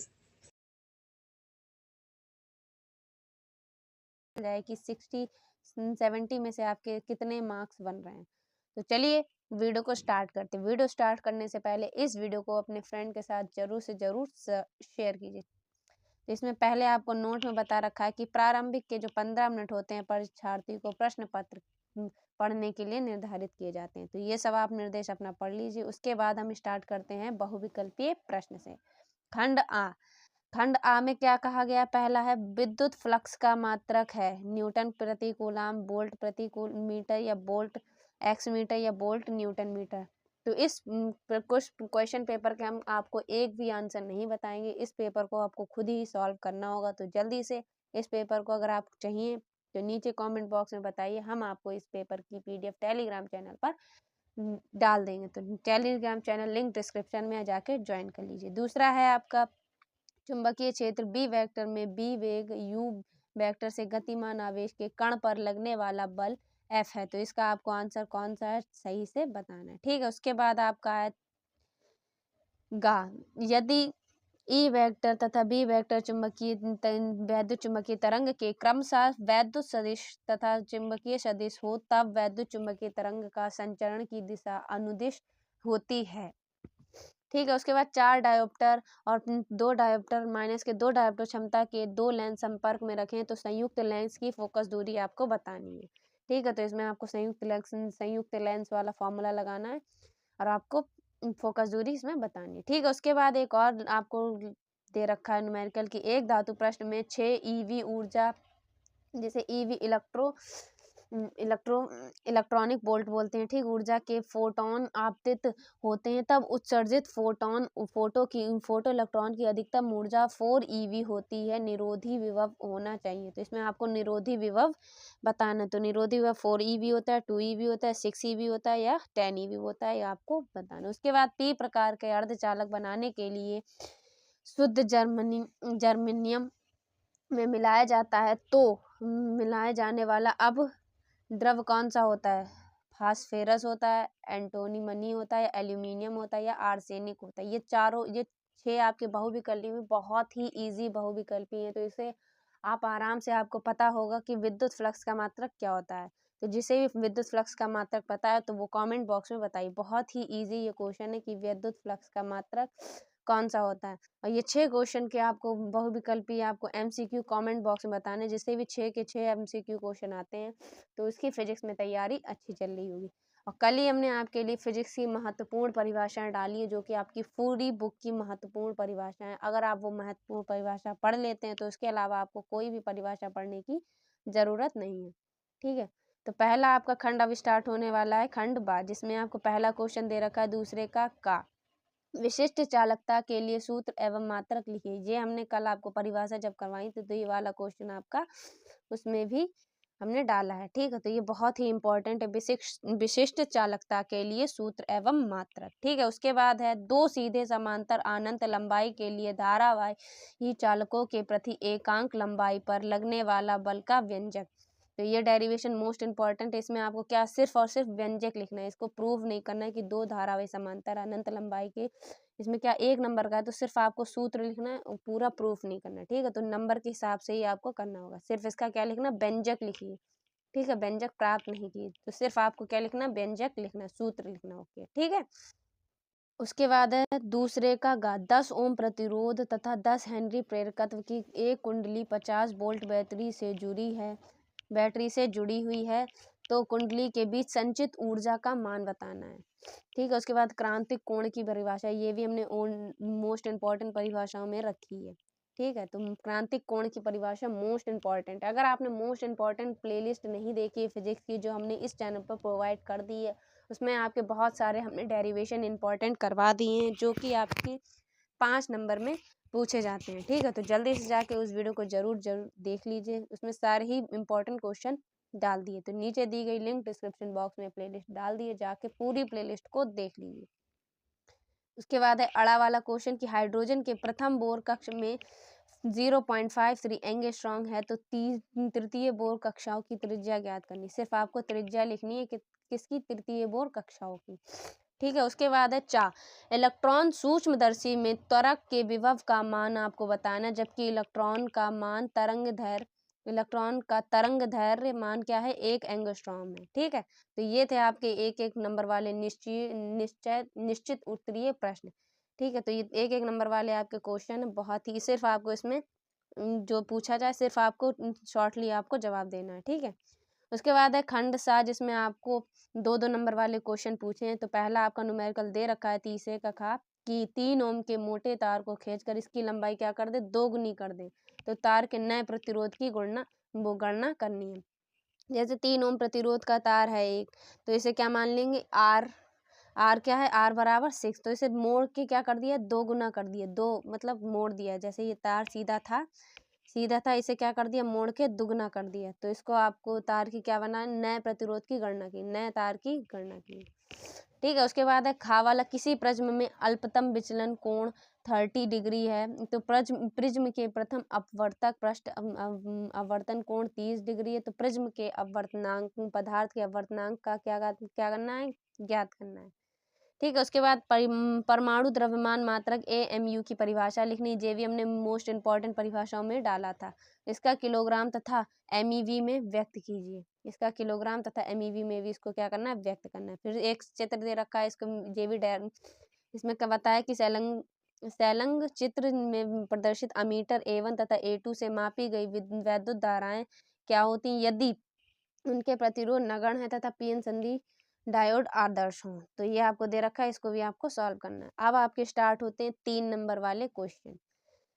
तो पहला क्वेश्चन है 4 का विभव प्रवणता से क्या तात्पर्य, मोस्ट इंपॉर्टेंट, ये भी हमने परिभाषाओं में आपको बताया। तो अगर आपने वो 50 परिभाषाएं नहीं देखी, कल शाम को हमने डाली, तो जल्दी से जाकर उन 50 परिभाषाओं को अगर देख लेते हैं और अगर उन्हीं सिर्फ 50 परिभाषाओं को आप तैयार कर लेते हैं तो 100% गारंटी उन परिभाषाओं के अलावा आपसे कोई भी अदरवाइज परिभाषा नहीं पूछी जाएंगी। तो सिर्फ आपको 50+ परिभाषाएं हमने आपको डाली है, जल्दी से जाकर उन परिभाषाओं को तैयार कर लीजिए, क्योंकि आपके फिजिक्स के पेपर में सिर्फ और सिर्फ 2 दिन का गैप है। तो जितना हो सके जो भी इम्पोर्टेंट क्वेश्चन आपको बताए जा रहे हैं, जल्दी से जल्दी सबको ही तैयार कर लीजिए। तो 50 परिभाषाएं तैयार करने में आपको सिर्फ और सिर्फ 2 दिन लगेंगे। 2 दिन में आपको पहले सब आपको 50 परिभाषाओं को तैयार कर लेना। उसके बाद अदरवाइज आपको कुछ फिजिक्स में पढ़ना है। जब 2 दिन है आपके पास, 2 दिन में आप अपनी सारी ही परिभाषाएं जो हमने वीडियो पे डाली हैं सारी तैयार कर लीजिए। उसके बाद चौथे का खा है कि आवाह वेग की परिभाषाएं। ये मोस्ट इंपॉर्टेंट है कि आवाह वेग की परिभाषाएं और आवाह वेग तथा विद्युत धारा में संबंध स्थापित कीजिए। ठीक है, उसके बाद एक और दे रखा है कि गावालक, एक प्रोटॉन तथा एक ड्यूट्रॉन तथा एक अल्फा कण समान विभवांतर से त्वरित होकर एक समान चुंबकीय क्षेत्र के लंबवत प्रवेश करता है। तो क्या बताना, इसकी गतिज ऊर्जाओं की तुलना कीजिए। प्रोटॉन के वृत्ताकार की मार्ग की त्रिज्या 10 सेंटीमीटर हो तो ड्यूट्रॉन तथा अल्फा कणों के मार्ग की त्रिज्याएं क्या होंगी। तो ये दोनों चीजें आपको निकालनी। उसके बाद है फैराडे के वैद्युत चुंबकीय प्रेरण संबंधित नियम। तो ये भी मोस्ट इंपॉर्टेंट है। हमने आपको पूरे फिजिक्स के मोस्ट इंपॉर्टेंट पूरी बुक के क्वेश्चन बताए, तो उसमें भी आपको हमने ये बताया और ये क्वेश्चन हम आपको पढ़ा भी चुके हैं। तो प्लेलिस्ट में हमने ये पूरा डाल दिया है। अगर आपने वैद्युत चुंबकीय प्रेरण से संबंधित नियम नहीं पढ़े हैं फैराडे के, तो जाके वीडियो को देख लीजिए। ठीक है, उसके बाद है अड़ा, किसी पर्दे को बिंब से 90 सेंटीमीटर दूरी पर रखा गया है तो पर्दे पर किस उत्तल लेंस द्वारा उसे एक दूसरे से 20 सेंटीमीटर दूरी स्थितियां पर रख कर 2 प्रतिबिंब बनाए जाते हैं। लेंस की फोकस दूरी ज्ञात कीजिए। ठीक है, उसके बाद दे रखा है चुंबकत्व के परमाणुीय मॉडल की व्याख्या कीजिए। यदि पृथ्वी के स्थान पर पृथ्वी के चुंबकीय क्षेत्र के ऊर्ध्वाधर घटक का मान क्षैतिज घटक के मान का √3 गुना हो जाए तो उस स्थान का नति कोण मान ज्ञात करना है। ठीक है, तो ये भी बहुत ही इंपॉर्टेंट क्वेश्चन है, 3 नंबर में ये भी पूछे जाते हैं। उसके बाद है खा वाला, एक और आपको एक क्वेश्चन दे रखा है कि LCR श्रेणी क्रम में जुड़े हैं तो इस परिपथ का आरेख बनाइए तथा परिपथ का प्रतिबाधा और एवं अनुनादी आवृत्ति के लिए सूत्र लिखिए। और यदि परिपथ में लगा प्रत्यावर्ती धारा विभव कितना हो, 300 वोल्ट हो, और प्रेरण प्रतिघात कितना है, 50 ओम में, तो धारतीय प्रतिघात 50 ओम में तथा ओमीय प्रतिघात 10 ओम में, तो परिपथ की प्रतिबाधा LCR के बीच विभवांतर ज्ञात करना है।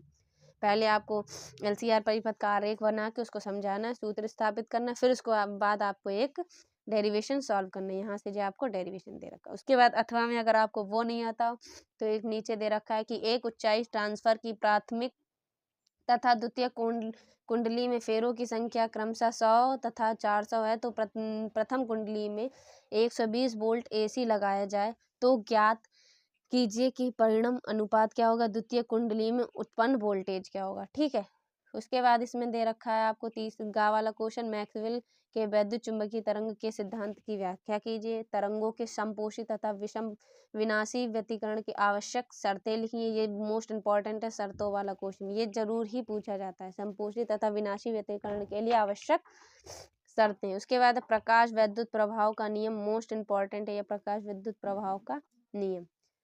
उसके बाद है खंड या, जिसमें आपके लॉन्ग क्वेश्चन पूछे जाते हैं। पहला क्वेश्चन दे रखा है कि स्थिर वैद्युतिकी, जिसे वैद्युत स्थिति का गॉस प्रमेय की व्याख्या करनी है। जो गॉस प्रमेय है उसका हमें क्या करना है, सूत्र स्थापित करना है। इसकी सहायता से एक समान रूप से आवेशित अनंत लंबाई के सीधे तार के निकट वैद्युत क्षेत्र की तीव्रता के लिए क्या ज्ञात करना है, व्यंजक प्राप्त करना है। जब हमने आपको पूरी बुक के मोस्ट इंपॉर्टेंट फिजिक्स के क्वेश्चन करवाए थे तो उसमें भी ये मोस्ट इंपॉर्टेंट डेरिवेशन हमने डाला था। ये मोस्ट इंपॉर्टेंट, तो इस पेपर को आपको ज़रूर से ज़रूर तैयार कर लेना है, क्योंकि इसमें सारे ही क्वेश्चन जितने भी हैं सब मोस्ट इंपॉर्टेंट है।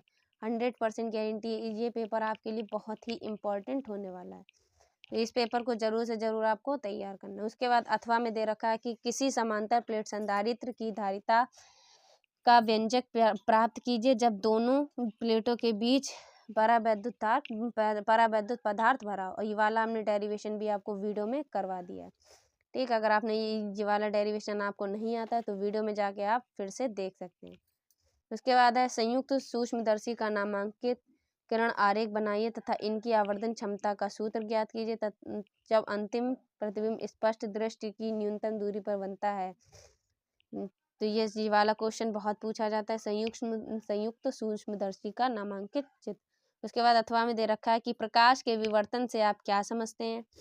एक पतली झिल्ली प्रकाश के विवर्तन के कारण विवर्तन प्रारूप व्याख्या कीजिए। ये भी इंपॉर्टेंट क्वेश्चन में डाला, ये भी डाला और ये भी डाला। अगर आप वो पूरी बुक के मोस्ट इंपॉर्टेंट क्वेश्चन देख लेते तो इस पेपर में आपको काफ़ी क्वेश्चन मिल जाएंगे। इसमें मैं आपको पूरी ही बुक के मोस्ट इंपॉर्टेंट क्वेश्चन करवाए हैं, तो अगर आप वो क्वेश्चन देखते हो उसमें से सारे क्वेश्चन इस पेपर से आप मिला सकते हैं। ये भी आपको हमने बताया था मोस्ट इंपॉर्टेंट डेरिवेशन है ये। उसके बाद 8वां आपका क्वेश्चन है कि हाइड्रोजन परमाणु की निम्नतम अवस्था में इलेक्ट्रॉन की ऊर्जा माइनस के 13.6 EV है। एक 12.75 EV ऊर्जा का फोटॉन हाइड्रोजन परमाणु के एक इलेक्ट्रॉन द्वारा निम्नतम ऊर्जा स्तर में अवशोषित किया जाता है, तो हाइड्रोजन परमाणु किस ऊर्जा स्तर तक उत्तेजित होगी। तो लाइमन श्रेणी की दूसरी एवं बामर श्रेणी की दूसरी रेखा की तरंग दैर्घ्य गणना करनी है। अथवा में आपको एक और क्वेश्चन दे रखा है जिसमें आपको किसी नाभिकीय अभिक्रिया दे रखी है, इसकी समीकरण को परिभाषित करना है। उसके बाद जहाँ दिए गए द्रव्यमान नाभिकीय ब्राह्म द्रव्यमान है, दिए गए आंकड़ों के आधार पर बताइए कि निम्नलिखित अभिक्रिया ऊष्माक्षेपी या ऊष्माशोषी है। ठीक है, उसके बाद पीएन संधि डायोड के लिए अग्दिशक और पश्चदिशक अवस्था की परिपथ आरेख खींचिए और दोनों अवस्थाओं हेतु प्राप्त अभिलक्षण वक्रों को समझाइए। मोस्ट इंपॉर्टेंट ये भी क्वेश्चन, उसके बाद ये भी मोस्ट इंपॉर्टेंट क्वेश्चन। ठीक है, ये दोनों ही अथवा में पीएन संधि डायोड वाले ही क्वेश्चन है। इसमें अग्दिशक और पश्चदिशक पूछा। इसमें आपसे परिपथ में आरेख खींचकर पीएन संधि डायोड का अर्ध तरंगदारी दिष्टकारी के रूप में कार्यविधि समझाइए। इसमें क्या पूछा, पीएन संधि डायोड का अर्ध तरंग दिष्टकारी के रूप में कार्यविधि बताना है। निवेशी तथा निर्गत वोल्टताओं के तरंग रूपों को दर्शाया। तो ये था आपका फिजिक्स का मोस्ट इंपॉर्टेंट पेपर, इसको आप जरूर से जरूर तैयार कर लीजिए। इसमें सारे ही मोस्ट इंपॉर्टेंट क्वेश्चन पूछे गए। इस टाइप का ही पेपर आपके यूपी बोर्ड एग्जाम में बनता है। तो ये पेपर आपके लिए बहुत ही इंपॉर्टेंट, इनमें सारे ही क्वेश्चन मोस्ट इंपॉर्टेंट पूछे गए। तो इस पेपर को जरूर से जरूर तैयार कर लीजिए। हम मिलते हैं आपसे एक और अगली इंपॉर्टेंट वीडियो में, तब तक के लिए जय हिंद, ऑल द बेस्ट।